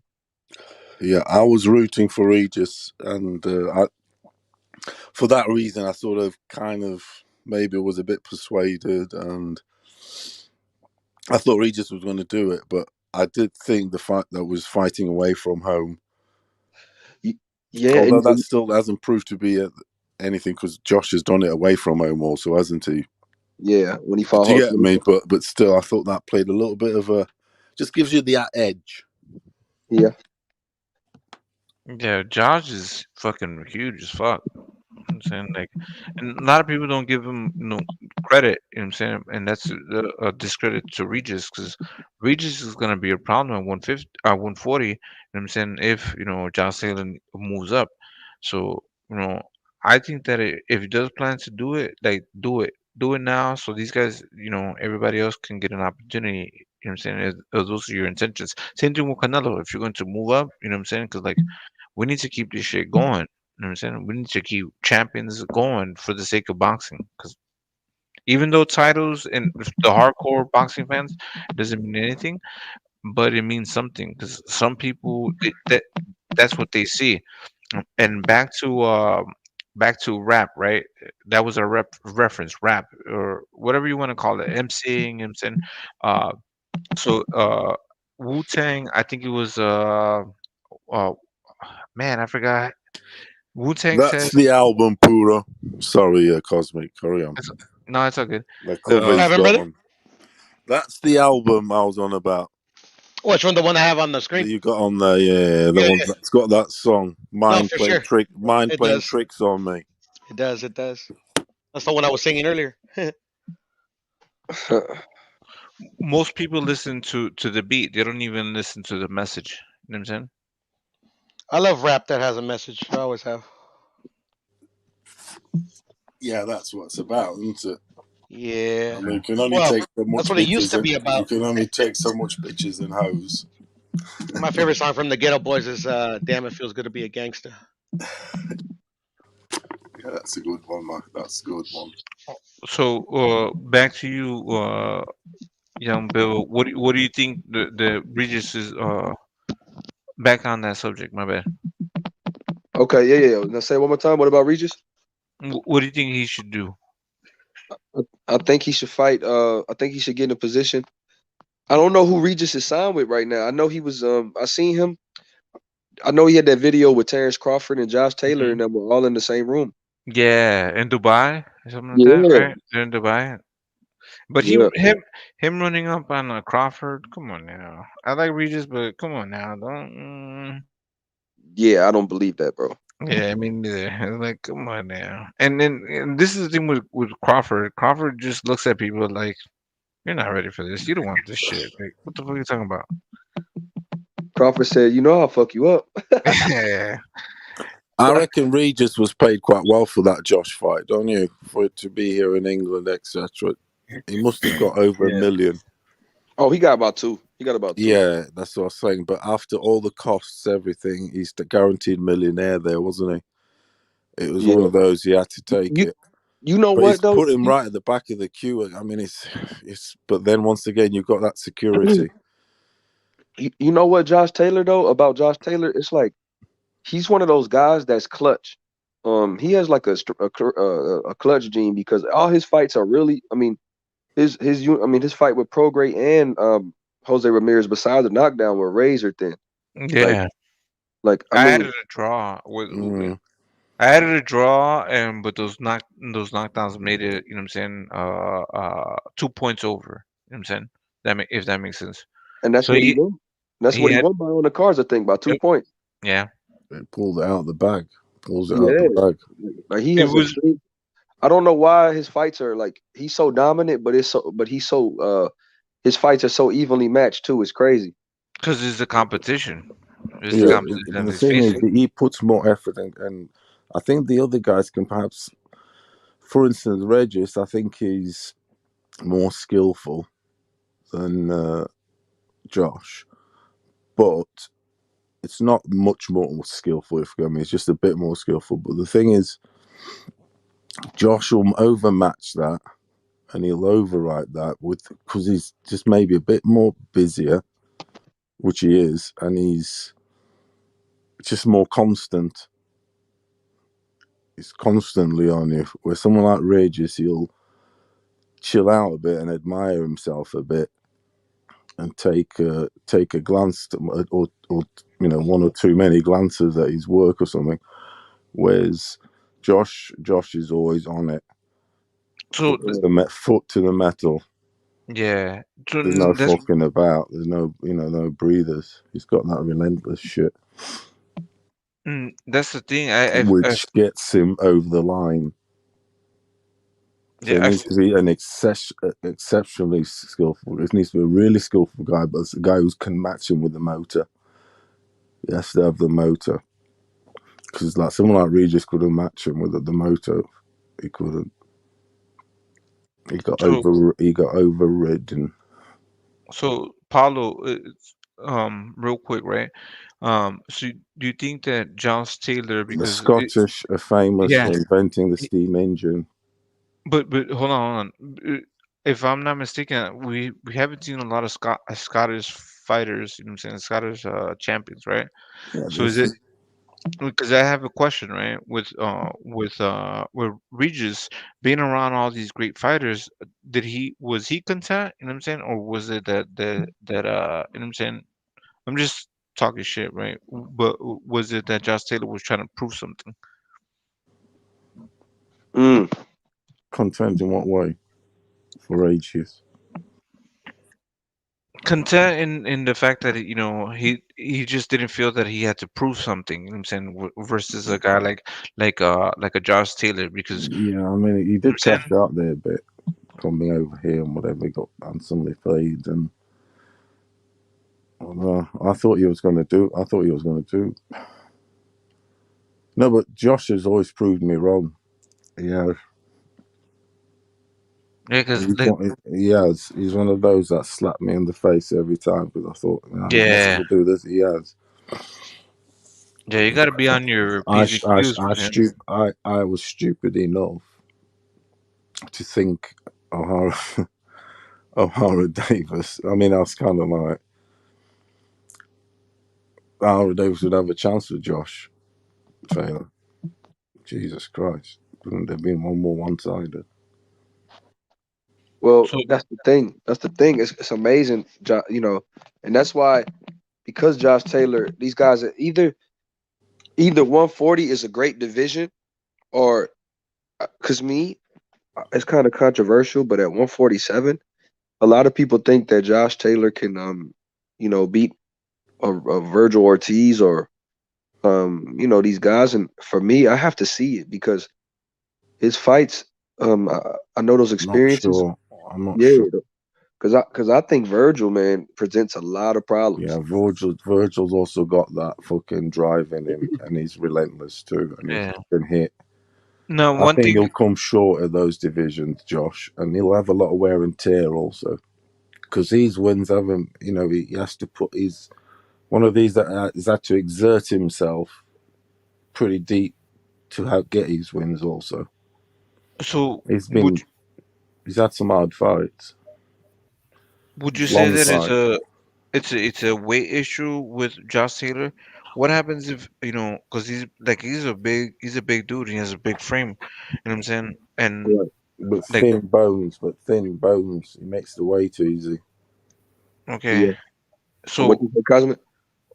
what if he moves up to 147? Do you think that he would do because He's like got a he's thin waist also. That's helps him a lot on the weight. He's got a thin waist to the other guys. He's not barrel weighted.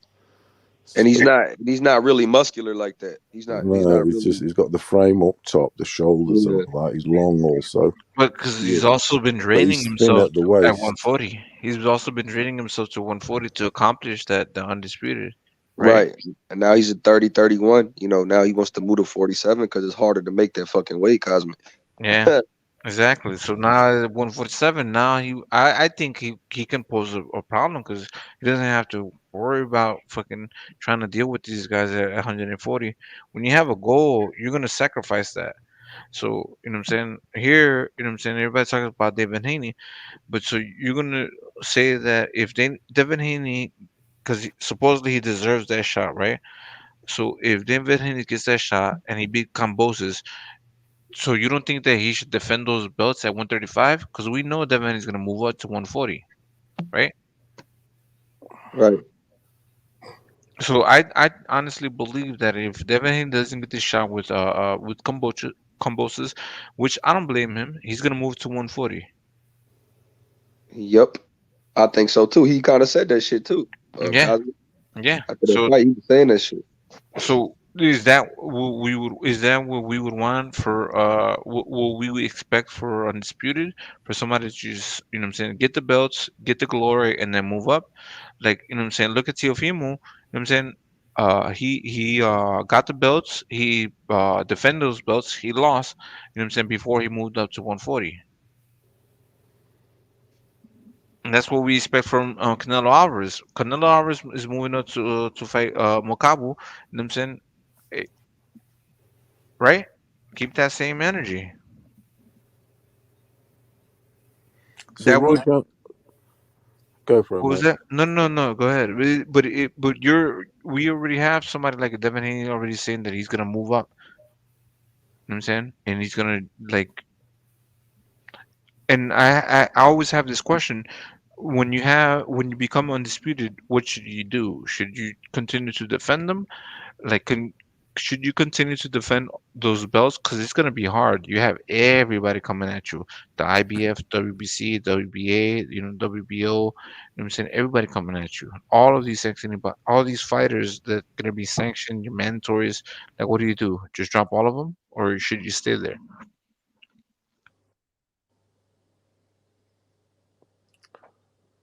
Drop one more. Drop them all and move up. Yeah. Or should you Keep it defend them moving. when? Keep it moving along. Keep it moving along. Okay, I respect that too. I respect that too. Do you think Loma's going to get the shot over Haney then against Cambosis? I think it's a equal match. It's an equal match where you see Lomachenko, what's it called? Doing the same thing that Devin Haney's been doing. You know what I'm saying? But Lomachenko was already there. So he's a rugged fighter. That's one thing that we want. We would expect. If you get knocked down, you come back up, and what do? You know what I'm saying? You prove points. What did he do with Nakatani? He proved the point. What did he do with Comey? He proved the fucking stupid point. He literally pointed at him, said, "Bro, get your mans." You know what I'm saying? He literally did that. You know what I'm saying? Yeah. He's Yep. been proving points. You know what I'm saying? Yep. He did. That's what I'm saying. So, damn, Josh Taylor, bro, is a big dude, bro. Like you were saying. Yeah. He's done Nah, he's well no with us. longer wagering. Now we can see bro. He stood in front of a lot of people. I be watching the videos. He stands around a lot of people. I don't think everybody says that they're like 5 foot whatever or 6 or something. I think he's lying about him being 5'10". He looks like 6 foot something. You know what I'm saying, like No, he's like maybe not. But no. the latest video of him and Crawford sort of like looking at each other, Yeah. they looked about the same sort of size, because like gauging through like the eyes, and they looked about sort of the same. But when he stood next to Haney,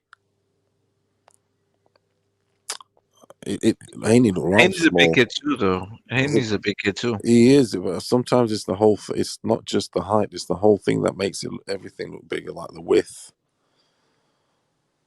broad shoulders, all that sort of stuff Yeah.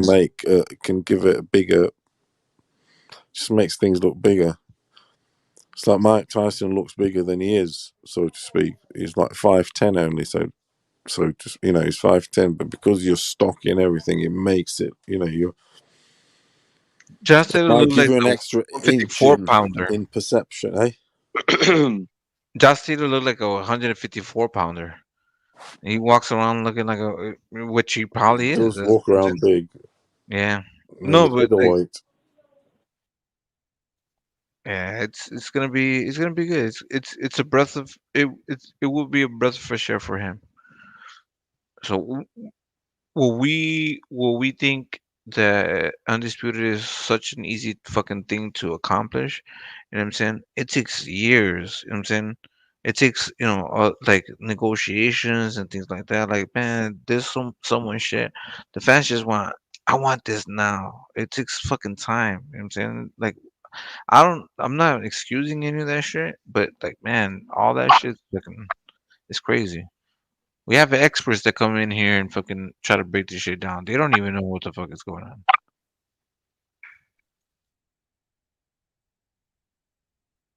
Mm.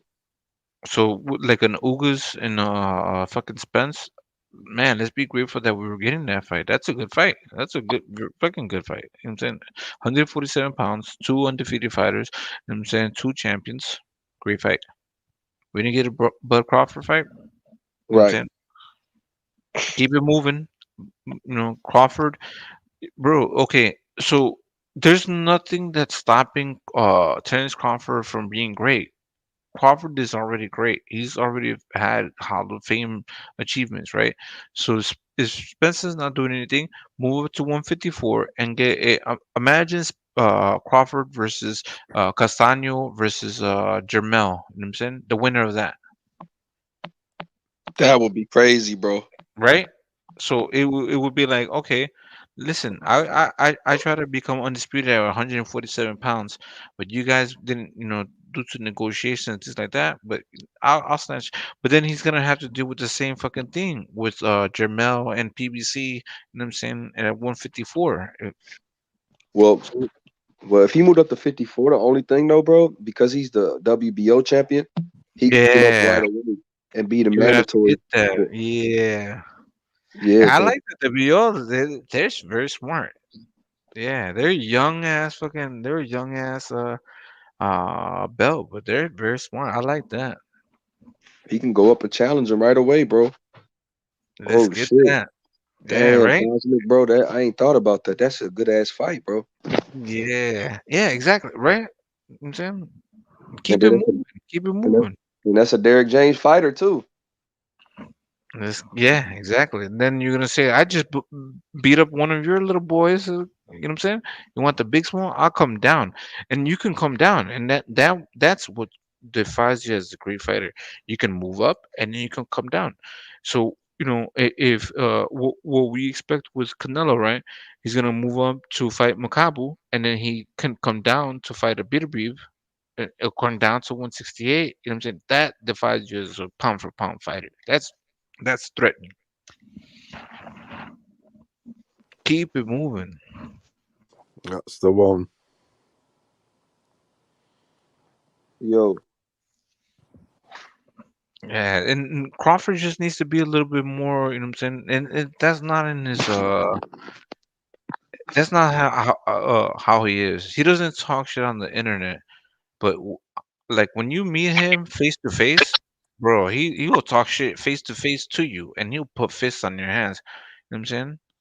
He like, you know what I'm saying? Same thing with Spence. You know what I'm saying? That's just the way they are. They don't talk that rah rah shit on the fucking internet. And you need to have a fucking promoter to fucking really bring their characters out. You know what I'm saying? Spence is, you know what I'm saying? They speak in the ring. These are two guys, and this is why it's very difficult to make this fight because, you know what I'm saying? They're just not like that. They don't fucking talk. They're not your Adrian Browners. They're not, you know what I'm saying? Like, you know what I'm saying? Like, no, I mean, and like with Al Heyman, you don't have a promoter. You know what I'm saying? It's a ghost. You know what I'm saying? It's like it's a fucking AI computer system. You know what I'm saying? Like we don't even know what the fuck Al Heyman is, who he is. God forbid he comes in the chat and fucking, you know what I'm saying, starts talking this shit. You know what I'm saying? Oh, you know what I'm saying? But that's what you need as a promoter, hyping this shit up. You know what I'm saying? That's what a promoter is, isn't it? That's their fucking job, right? Yeah. And that's what Terrence Crawford was saying. Yeah, He but was like, Crawford's not about his personality is not about that though. yeah, He's none not of about bragging stuff like showing off all his bling and fucking Spencer's not like that either. all the whole he's not gobby. He's not about that with him. So it's just the way it is. Spencer's not like that either. He's a Spencer don't talk none he's of a that shit. family dude. He's Yeah. about taking his kids to wrestling and this, that, and the other on his off time, and you know what I mean, doing dad No, things. his kids are beasts. They're beasting already. They are. The Do rest, you know what I mean? they're You've little seen them. beasts. I'm like, damn, You've holy seen shit. him. Hold them down. His kids, Hold them down. absolute, Yeah. absolute Yeah. beasts. They all got his. Already, yeah. They all got his like image and all. No, they have the He's not into competitive all that spirits. stuff. They have Terrence Crawford's competitive. Like I don't know, you know what I'm saying, like if he's like make like, you know what I'm saying, like it's in their genes, but like they have Oh, this it's competitive definitely they look spirits. absolute beasts. They do. Yeah, Awesome. that's great. Yeah, He's it's quite. He's not about all the flash, this and that. He's not even that bothered because he's still a multi millionaire. And he's still got all the accolades. And I think the fight won't happen at 147. They're going to wait. Hope they're looking at each other like I keep saying and say, "Look, you don't get beat," and you say the other one says to him, "You don't get beat," and we'll meet when we kind of have to meet. But in the meantime, don't get beat, because if one gets beat, it'll be like, all right, I'm still doing all right. Do you get me? You've just been beat to Ugas yeah. or I got whatever. Or if yo when Ugas. Crawford fights someone, it's like it's all eyes on him. Yeah, That's what we got with these two guys. It's all eyes on the next guy's move, and then eventually the paths will meet. They'll have to meet because they'll realize that legacy is needed. And then in the meantime, if they are still unbeaten, we'll still be chopping it up, and that fight will still be priceless. I don't even if they're older,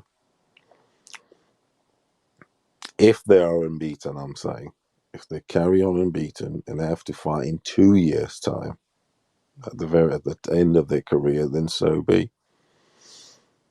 But in the Well, meantime, none of them want to budge. None of them want to give. I don't think it's the fighters. they're gonna Also, okay. fight.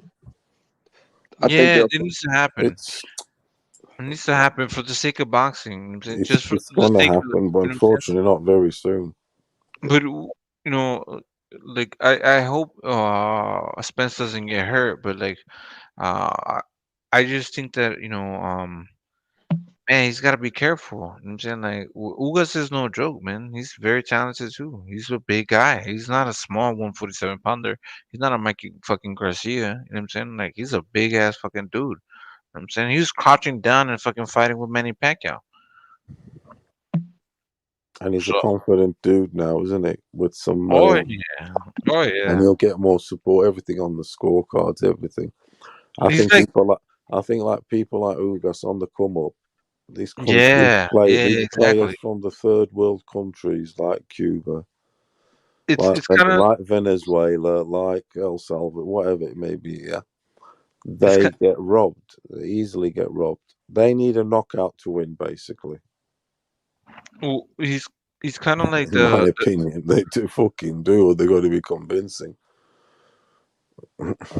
Ugas is Fucking kind of like T-Rock. the is Ugas is kind of like the you know what I'm saying, like That's why Edwin Valero was going for the knockout all the fucking time. the tortoise versus, you know what I'm saying, like the expression, you know what I'm saying, like the tortoise versus the rabbit, you know what I'm saying, like the tortoise always win. It's a slow pace, and he's slowly, you know what I'm saying, edging his way in. We, Mhm. you know what I'm saying, like Ugas got in with, you know what I'm saying, Manny Pacquiao got that fight, got in, is gonna get that fight with what's it called, with Spence. Spence. Yeah. You know what I'm saying? He was in the rabbit that was fucking, you know what I'm saying, doing every single fucking thing else. He's been the fucking tortoise, and he's been, you know, he's good. He's been winning. You know what I'm saying? That's what fucked Tio Wilson, not having a strong back line, a strong base, a strong set base. I know who I'm with. I know who's backing me. I know in the midnight hour when you need that, you know, everything. You need that backbone. You need that security. Pacquiao always had, you know, obviously a top, you know, say a top rank, didn't he? Bob Arum, and you need that that security. Otherwise, you can get shafted. Yeah. These So Cuban fighters, look at Ugas. He's supposedly some of his fights he won, didn't he? The ones that he lost. supposedly he lost, yeah, with You know Sean what I mean? Porter. And I think so. Some are tight, so that they're not getting the edge. Oh yeah, he lost a couple split Porter's going to decisions. get the edge. Go ahead, Bill. No, I was saying Ugas lost a couple split decisions, man, in his career. He never been he's never lost by a bad. He never lost by a bad wide decision. Never lost by everything. Like he said, the Porter fight was super close. Like you said, PT, man, it's just hard for these guys to get decisions when they don't have any backing. Oh, you do need Yeah. everything there, everything, you know. And if they're from the third world countries, Bro, you're not going to get the. this is the thing with There's Terence a lot of Crawford. deep stuff. This is the thing with Terence Crawford. He doesn't have, you know, a backing. He doesn't have. Then now he's on his own. Now it's Bomac is his manager.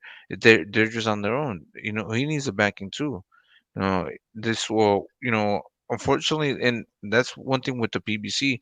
They're gonna make you fold. They're gonna make you, you know what I'm saying? They're gonna make you fold into a contract and shit. You know what I mean? Right. So that's what they're trying to do. So I strategically, like I said, he needs to move out to 154 and be like, yo, let's get that shit. Drop that belt, WBO, make that decision, and then start and demand that fucking immediate fucking fight. You know what I'm saying? With that leverage, with that WBO leverage. Right. That's spicy, right? That's what you gotta do. Keep Man, this shit entertaining. You heard it here first. that's awesome shit right there, bro. If Bud moves like that, I think because people that are saying he's ducking Spence and that he don't want to do it. If he says I'll fight Charlo, put pressure on Charlo Castaño winner, what? Yeah, with that belt, I'm What saying? can you say about him, bro? He came from Yeah. 135 to other people. I think What you he'll make a would lot of people a believer if he could beat a Charlo, bro. Well, Crawford would say nobody really want no fucking business with me at 147. I'm gonna keep it moving for the sake of the fans, for the sake of my career, for everybody else. You know what I'm saying? I'm gonna use my leverage and I'm gonna go to 154 and I'm gonna smoke these dudes just like I would smoke, anybody else at He 154, would do well. 170. He would do well at Yeah, 154, wouldn't he? he can beat Charlo. He can beat That's Charlo. what he should. He should do something like Canelo's doing. Like, But you know he's a what free though? agent now. Get You what you know he's what? like and call some cunt out like that. Most people think he will get knocked out by Charlo, bro. So that's a good. I don't know. I don't know. A No. lot of I people don't think that. think A lot of so. people think that. I think he could beat Charlo too, but a I lot of do people. think so. I think he beats most of the 154s. I really do. But so, are we going to?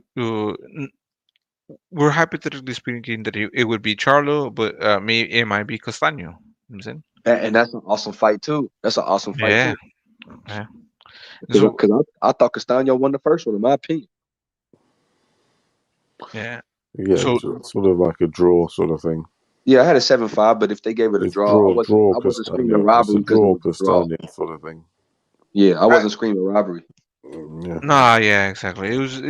For me. I keep on saying this. Like when it comes to undisputed, it's very very hard. Everybody puts their best, their all, and that's that as you should. You know what I'm saying?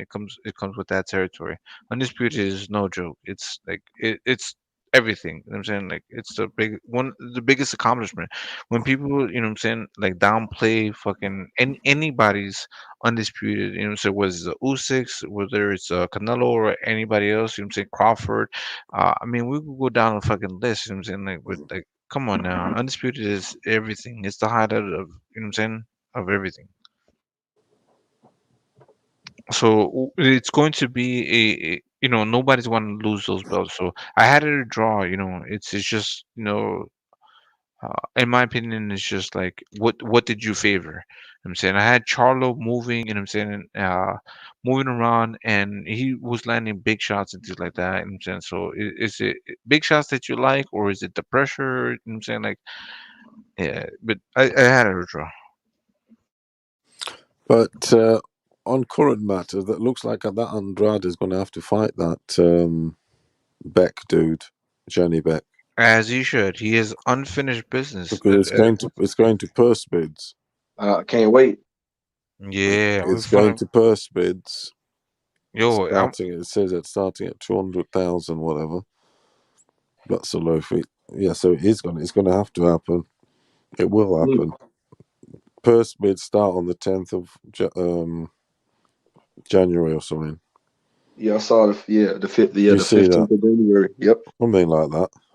Yep, it's around there. Yeah, Yeah, you're right. Yeah, it's going to shake. At least it's going to shake it up a bit. Ooh, it's gonna be his toughest fight in a long time. Because Do you think so? Against Johnny Beck? I call him. Yeah, I it's going think to be interesting. Yeah, I think the guy could fight a little bit.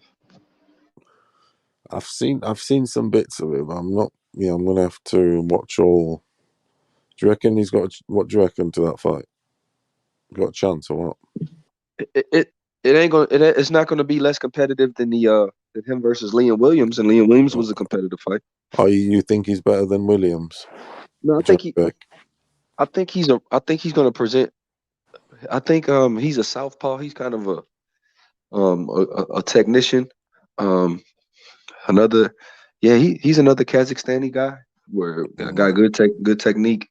So I think I think he can. He's been calling Andre out too. Most guys don't call Demetrius Andre out. He's been calling him out. Yeah, that's good. That puts some spice to it. That's good. Yeah, he's been talking shit to him.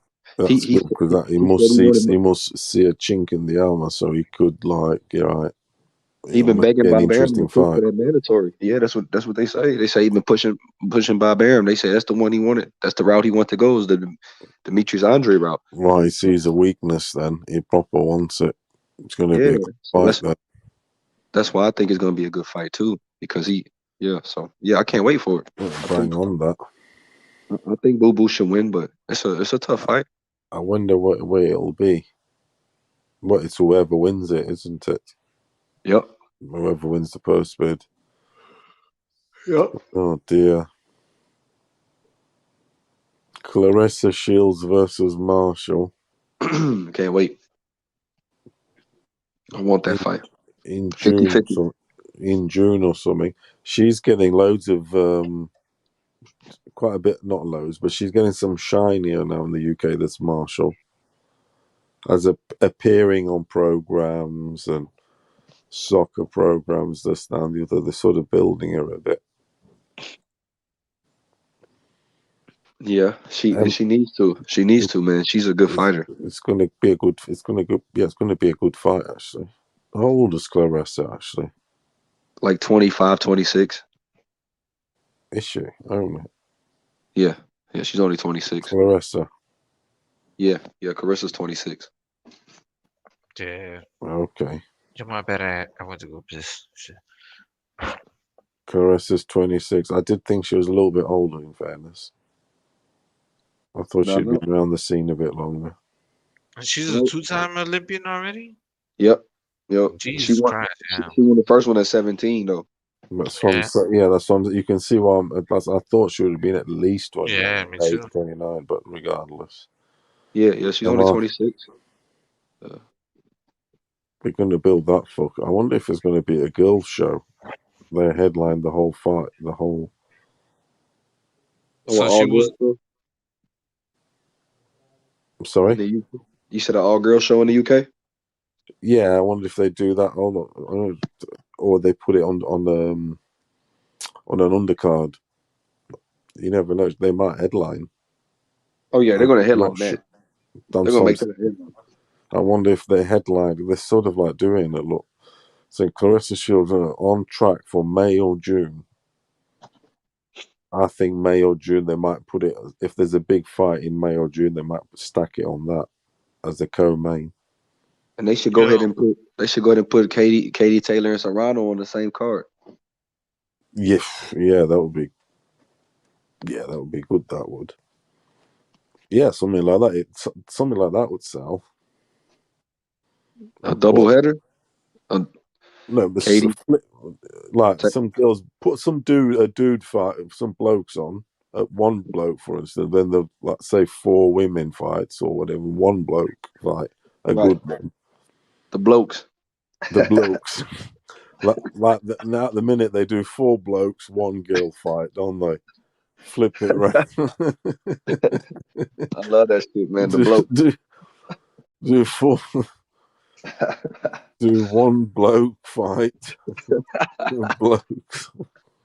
Yeah, your impressions are crazy, Bill. Yeah, your impressions are crazy. He loves it. He loves it. Bill loves it. I love that shit too, man. It's dope. I can. Bill's from the road. He's from the road, isn't he? Yeah. From the ends.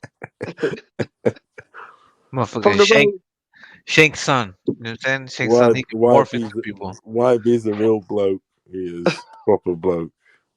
Man, I love the UK, bro. I love the UK, brother. I promise, I love the boxing scene over there, man. Yeah, I like they love it. They love it. They do. They fucking do. I like that kid Richards, man. That at 68, that boy could fight. Cause the one that beat Gongora. Oh yeah, I watched that fight. I was fucking driving and I watched it on my iPhone, my small iPhone, while I was like driving I was like, I like that Richards. He's a nice, sound, humble bloke. Do you get me? Yeah. And he did really well. He boxed beautifully with his jab. And he worked Gongora. Gongora's trying to like shot put a bit and he couldn't get going, Gongora. He boxed not lovely. I didn't think Richard was going to cope with the power, but he did. He took some good shots and all. He had a bit of a chip. He's good. And PT, he's already top 10 in box record in the 168 rank, and still your boy LeRon Richards. Yeah, he's all right. He is. He's good. I mean, he hasn't got massive power, but he's a nice, tidy boxer. He's nice, long, nice jab, and he's keeping his jab going. He was all right. It's interesting. Yeah, he's like a Puello a little bit, but not. He like you said, he's a sound boxer, good fundamentals. May not have the whole bunch of pop, but has a lot of talent. He does. He he's worked the body also well. Kept his distance. Everything. He's all right. He's And good fighter. That is. And I thought Gongora was going to beat him. I mean, a lot of people did. In fairness, I did. In fairness, as much as I like Richards, I was like, yeah, he's going to get beat. Yeah, but he kept it together. He definitely kept it together. There's 1 or 2 rounds where he was getting a bit loose, letting Gongora in. But then once he got back to his jab and just keeping it fundamentally sound, he just sort of kept it, kept on it. And I liked it. I like that. Yeah, I like Leo. I'd watched few of his fights because he's always on the undercards here, isn't he? Yeah. So you watch the guy sort of thing. Hey, who's your top 5 pound for pound guys? If you had to go, your top 5 pound for pound after, since we about to close out the 2021. What do you guys your updated pound for pound list? Goodness gracious. I can go, but y'all can go. Or you want to go? You want me to go? Yeah. I mean, it's whatever, man. I was something I was thinking about just right now, because we seen everybody fight now. We seen Usyk, we seen Canelo do his thing.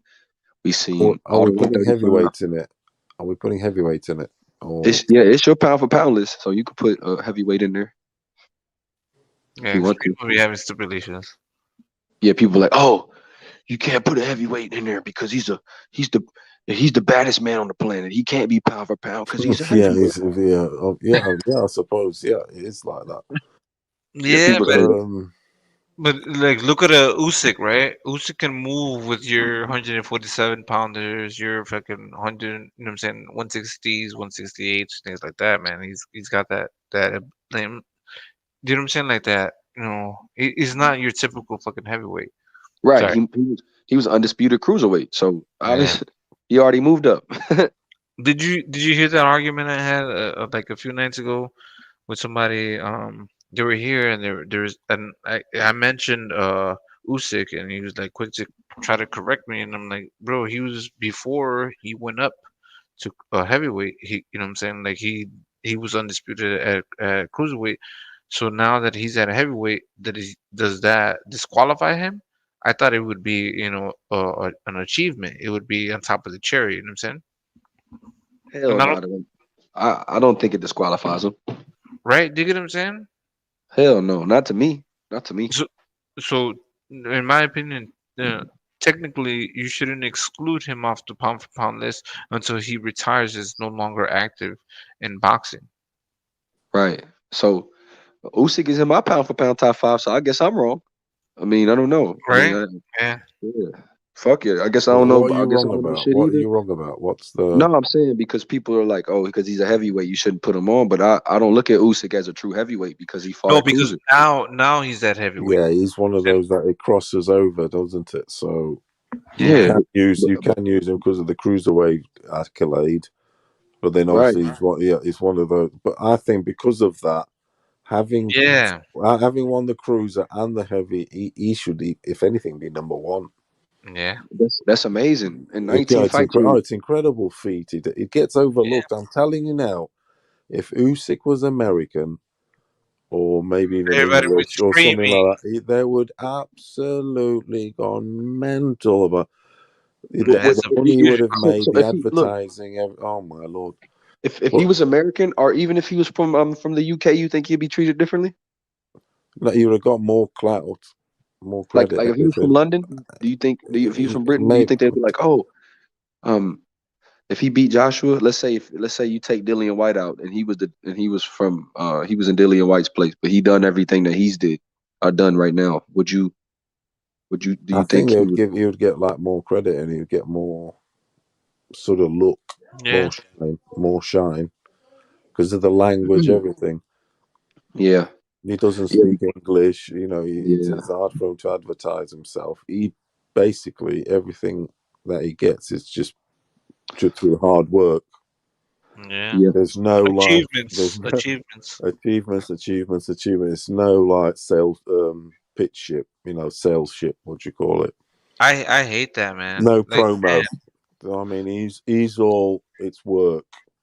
didn't he also win like Work, a work, work, work. world championship? You know what I'm saying? Like a tournament too. He's the definition of a champion. Yeah, he did. Yeah, He did yeah. that shit He's too. got so many accolades. It's Gold stupid. medalist too. Oh yeah, it's ridiculous. Gold medalist. Yeah. He's number. If you really look at it and whatever, he's the number one.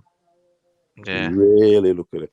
Him and I he has a mean, case for it. See, this is the thing. So Yeah. I see my thing is it's between him, Canelo, and really that's to me you have to think Canelo. I mean, it's hard to go against a guy that's about to move from super middleweight to fight at yeah, it cruiserweight. is. He's there also, definitely.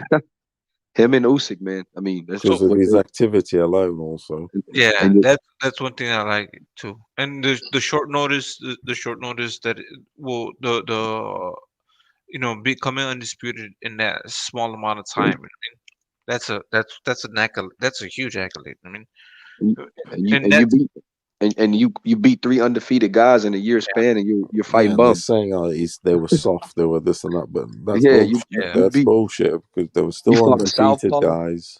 You fought a Is slick it for? boxer. You fought a Yeah, Caleb Smith who's 6'3", who's fighting at light heavy now. I mean, this is crazy, bro. To disrespect to say Canelo's fought bums who were champions. That's like, oh man, you and he's fought the saying worst he champion. avoids black slick fighters, but I mean, I know Billy Joe Saunders is not black, but he's certainly slick, and he's gypsy slick. no But stick fighter is a you know stick what I'm saying? fighter. Doesn't matter. Yeah, He you is don't a have to. slick Yeah, dude. color don't make you slick. I mean, Yeah, Caleb and Plant has a lot of slickness Yeah, they're to all his skill. slick in their own ways. Right. Kovalev was a big dude. Canelo's slick.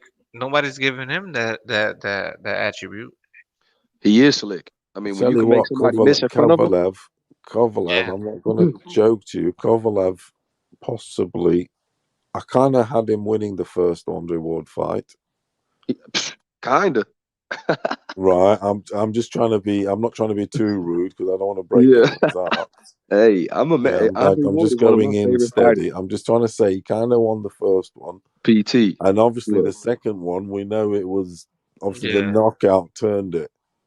Right. Otherwise, But it was yeah, a tight fight. But I tell you what, if you scored that, if you just, I mean, if the worst could have happened was Andre tied it up and made it a draw, but ain't no way Kovalev should have lost that first fight. And I'm a biggest Andre Ward fan. That was a tough fight to score, oh but yeah, it was. it was I love hard Andre Ward.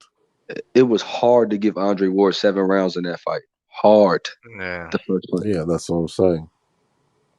I mean, Kovalev's jab and right hand were there all night. You know what I mean? It Yeah, was it hard. was all night long. That's like I love Joe Calzaghe, and I still say like Robin Reed 175 that night. And respect to Andre Ward to That's how coming it back is. and You got knocking to him say it dead like it is. Yeah, and he winning. did. Respect to him. Respect to Yes. Andre Ward. Yeah. Yeah, to come back and take Yeah. Oh the yeah, he did. respect to immediately That's rematch how it you do it. and right Exactly. that wrong. Like with if with Isaac Cruz and what's it called Davis, that needs to happen, right? Guess what though? Guess what? I heard that You're gonna make it happen. I know I heard Ryan Garcia and Cruz are gonna fight in March or April. Oh, come on, man. And so was that negotiations, or you know what I'm saying? Like, man, I'm honestly thinking because like that's a Floyd Mayweather move. Like he immediately rematches you. Oh, you thought he beat me? You thought he came close? No, I will beat him and I'll beat him better. You know what I'm saying that's what he would do. You thought I had a close match with Maidana? No. Close match with Jose Luis Castillo? All right, let me show you. I'm gonna beat him, and I'm gonna beat him even more convincingly. In his mind, we thought, you know, what I'm saying that he got beat, but he's gonna prove it, and he proves it's a statement. You know what I'm saying it's like no, it's done. There was no competition. You know what I'm saying he does it better. So so that's for real, Young Billy. Ryan Yeah, Garcia versus Cruz. yeah. They're saying that's what they're negotiating with Isaac Cruz to get from Ryan Garcia's first fight back. Damn, Yeah. damn. Yeah, well, I mean, they should.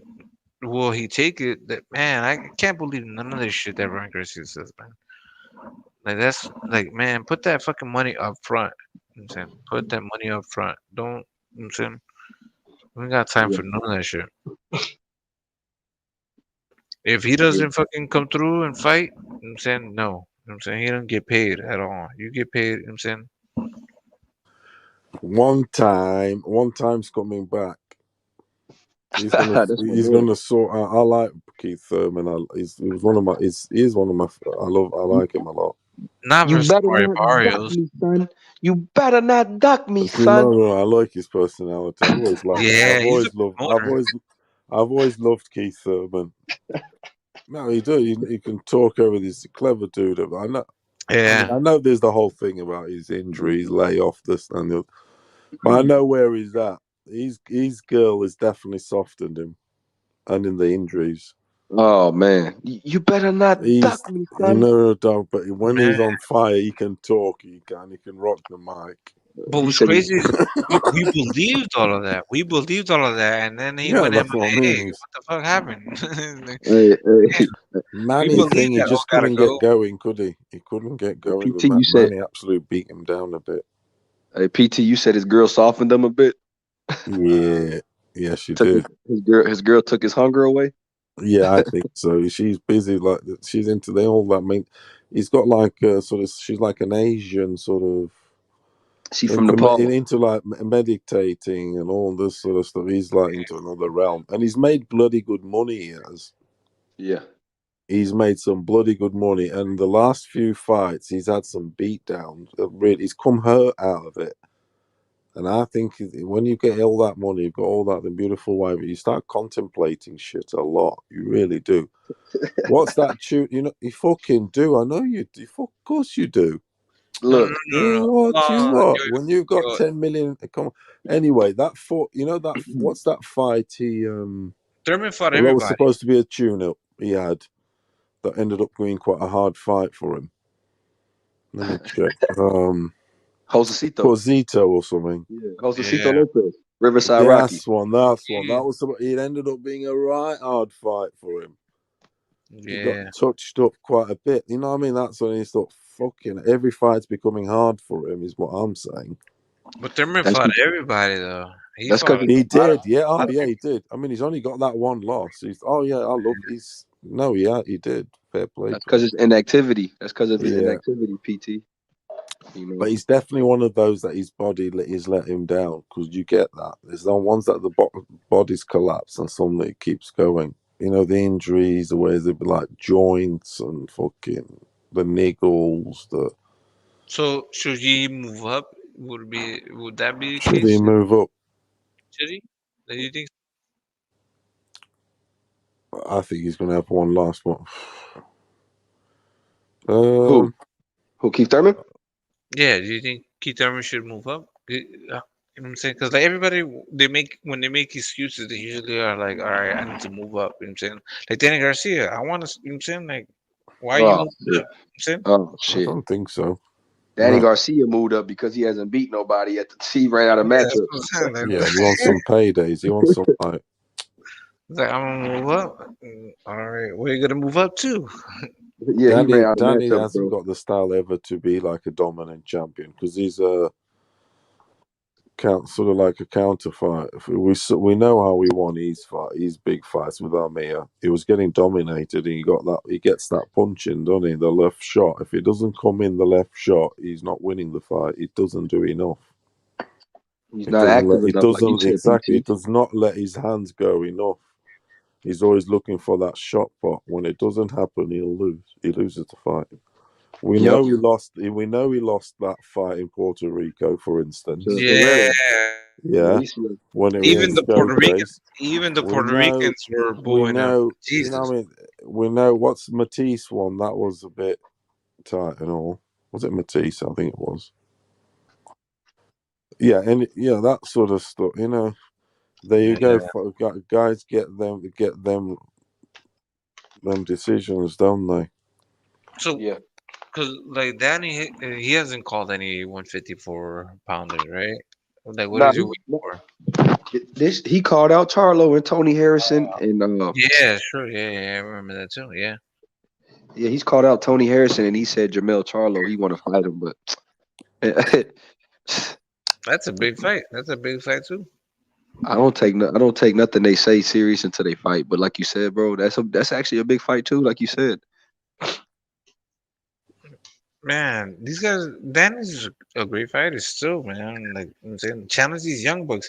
The one thing that like your Keith Thurmans, your what's it called, Danny Garcia's, they don't want to lose to these young guys coming up. They don't want to be those guys, and they don't feel like they're like a stepping stone. You know what I'm saying? Like they don't Yeah. want to. So it's like, man, they're like, you know what I'm saying, and that's stopping greatness. You know what I'm saying? Like, these guys are hungry. They're calling you guys out. Like, you know what I'm saying? I know these fights are not easy to make, but you know what I'm saying? Like what else do you have? You know what I'm saying?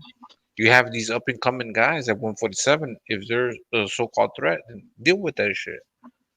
Deal with it before, like, and we have to respect Floyd Mayweather Jr. What he did. What did he do? Everybody thought that Canelo was going to be a threat. What did he do? Nullify that shit ASAP, right? Beat that man before he can become a threat. Beat him down now. Same thing with Fury when he needs to do with Usyk. He needs to beat him now. He needs to fight him now, not later. Usyk keeps getting big, he's gonna beat you. Right. Yeah. So that's an immediate fight, but luckily, I think he has one more fight with Joshua, which is, if any, man. Do y'all think Joshua can win the rematch? With Usyk? What chance do y'all give him to win that rematch with Usyk? Usyk's just gonna get better. He's gonna learn from everything that he's done. Like we keep on saying that the fact that AJ is looking for a trainer and scouring and doing all his, you know what I'm saying, explorations and extracurricular activities, you know what I'm saying, that just shows you that he didn't, he just doesn't know what to do. He's looking for scientists and everybody else to, you know what I'm saying, which I agree with him. That's a smart decision on his path in his career. But it's gonna take him, maybe a year or two, but he's still gonna lose. You know what I'm saying? I think that fight might not happen. No, he's gonna step. He should be I stepping. think that there's like rumor that they're just saying that if that fight doesn't happen, then it's just saying here on one of the things I was reading, the possibility of it not happening. I'm not saying it won't. The possibility of it not happening. Then Otto Walling comes back onto the scene with Dillian White. It's saying on here, and Fury will fight Usyk instead. And in the meantime, AJ can get used to Houston, show YB round a few clubs Yeah. in Houston, get used to Ronnie Shields. Oh They're shit! just cool Get people. you, you know what I mean? And then he can have a tune. They say no because Hey, he might PT. step aside that. He might step aside because it's really being the Fury Usyk narrative is definitely on the mantelpiece at the minute.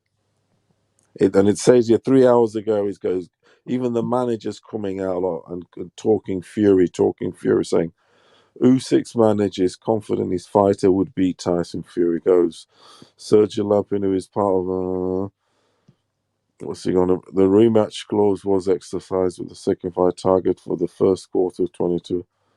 At the moment, Fury is obligated to make the mandatory defense against the two sides are planning the agreement. Okay.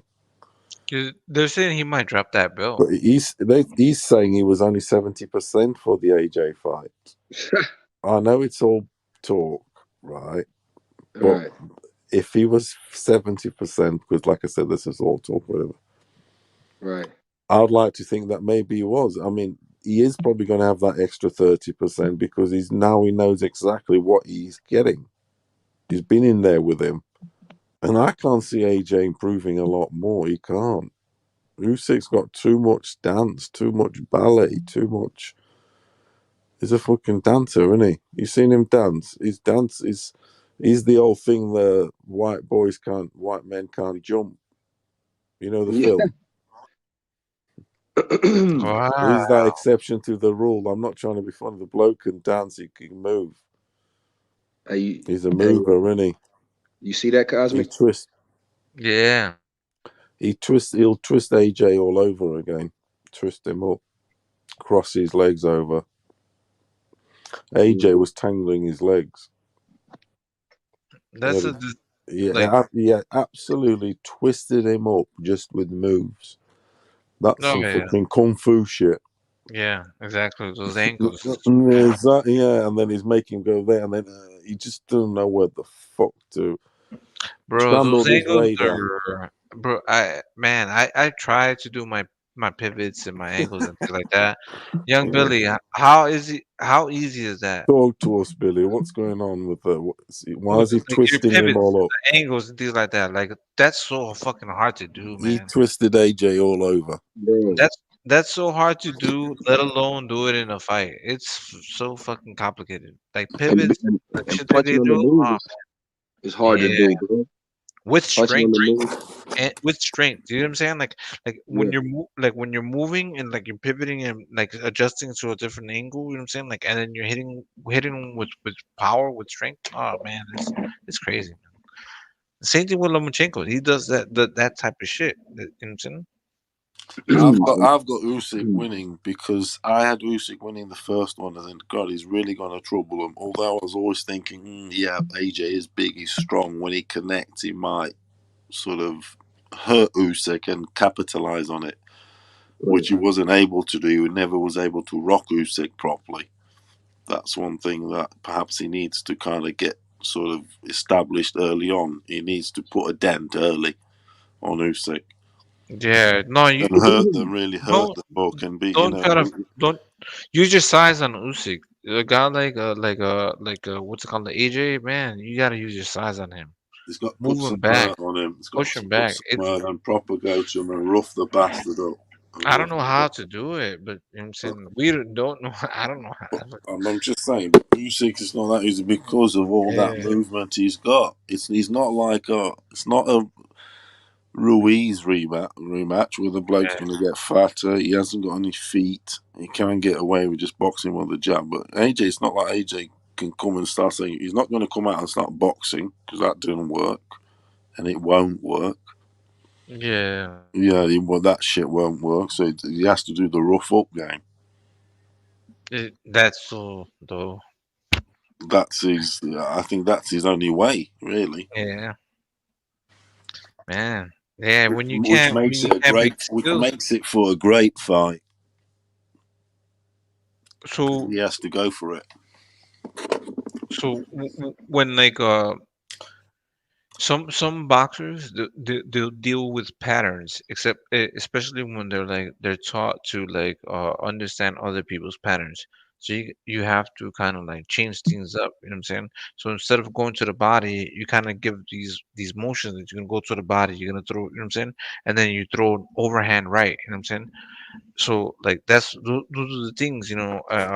With Usyk, he's kind of the guy that can he's read all of that Cut stuff. the ring and corner the cunt. You need him on the ropes and corner the stuff, and don't let him get away. And when he is getting away, so hook the bastard to the body.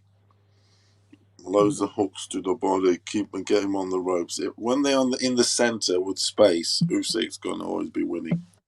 Yeah, man. Always. When they're on the Yeah, you center of gotta the back ring, that man those up. are with space. Usyk's always gonna have one. He's just got too much movement, too much everything. Yeah, AJ's a bit slow. He's a bit stiff. He's just Usyk's one robotic. step ahead. So his Usyk only is thing fluid. is he needs his backs to the rope and the corners or something. He needs to cut up the ring up to him and get him in the corners and work him up and Yeah, if he's getting catch it. if you have Usyk getting too close, like man, shove him. I've got Shove Usyk him. winning. I've got Usyk winning. I am. Do you know what I'm saying? Like even shove him. I could see AJ winning that rematch, Pop PT, but I just Talk to us, Billy. Talk to us. Tell him, tell us, Bill. YB. How's he going to do it? Well, your boy Bruce Williams in the chat says Usyk didn't win by shutout. AJ hurt him several times, and it He was did more. sometimes, yes, he did some. It wasn't really. He did have to hold a couple of times, yeah, and ride it, but it wasn't proper. He said you guys are off. It wasn't because Usyk is so much better. When you say his shutout at the end, he could have knocked him out. He almost knocked AJ out. He did in the 12th round. He held his arm back, and Yeah. as silly as it sounded, the corner just held, and the uppercut was there for 3 seconds. Back 1, 2, 3, and could have really hurt him. Actually, he spared him for the knockout. I think that to me is a defining moment in the fight. I think AJ will always go into the second. It's just this living in his head. It's like, God, I could have been knocked out proper cold. He beat me, but he even spared me. I just, you know what I mean? I don't know. I hope it's. I'd like to probably see AJ win this. You know, win it in the sense that it would be 1-1 and shake things all up again. To be honest. Yeah, but I mean, I'm not too fussed because I mean, I like Fury. yeah, he would be a 2-time.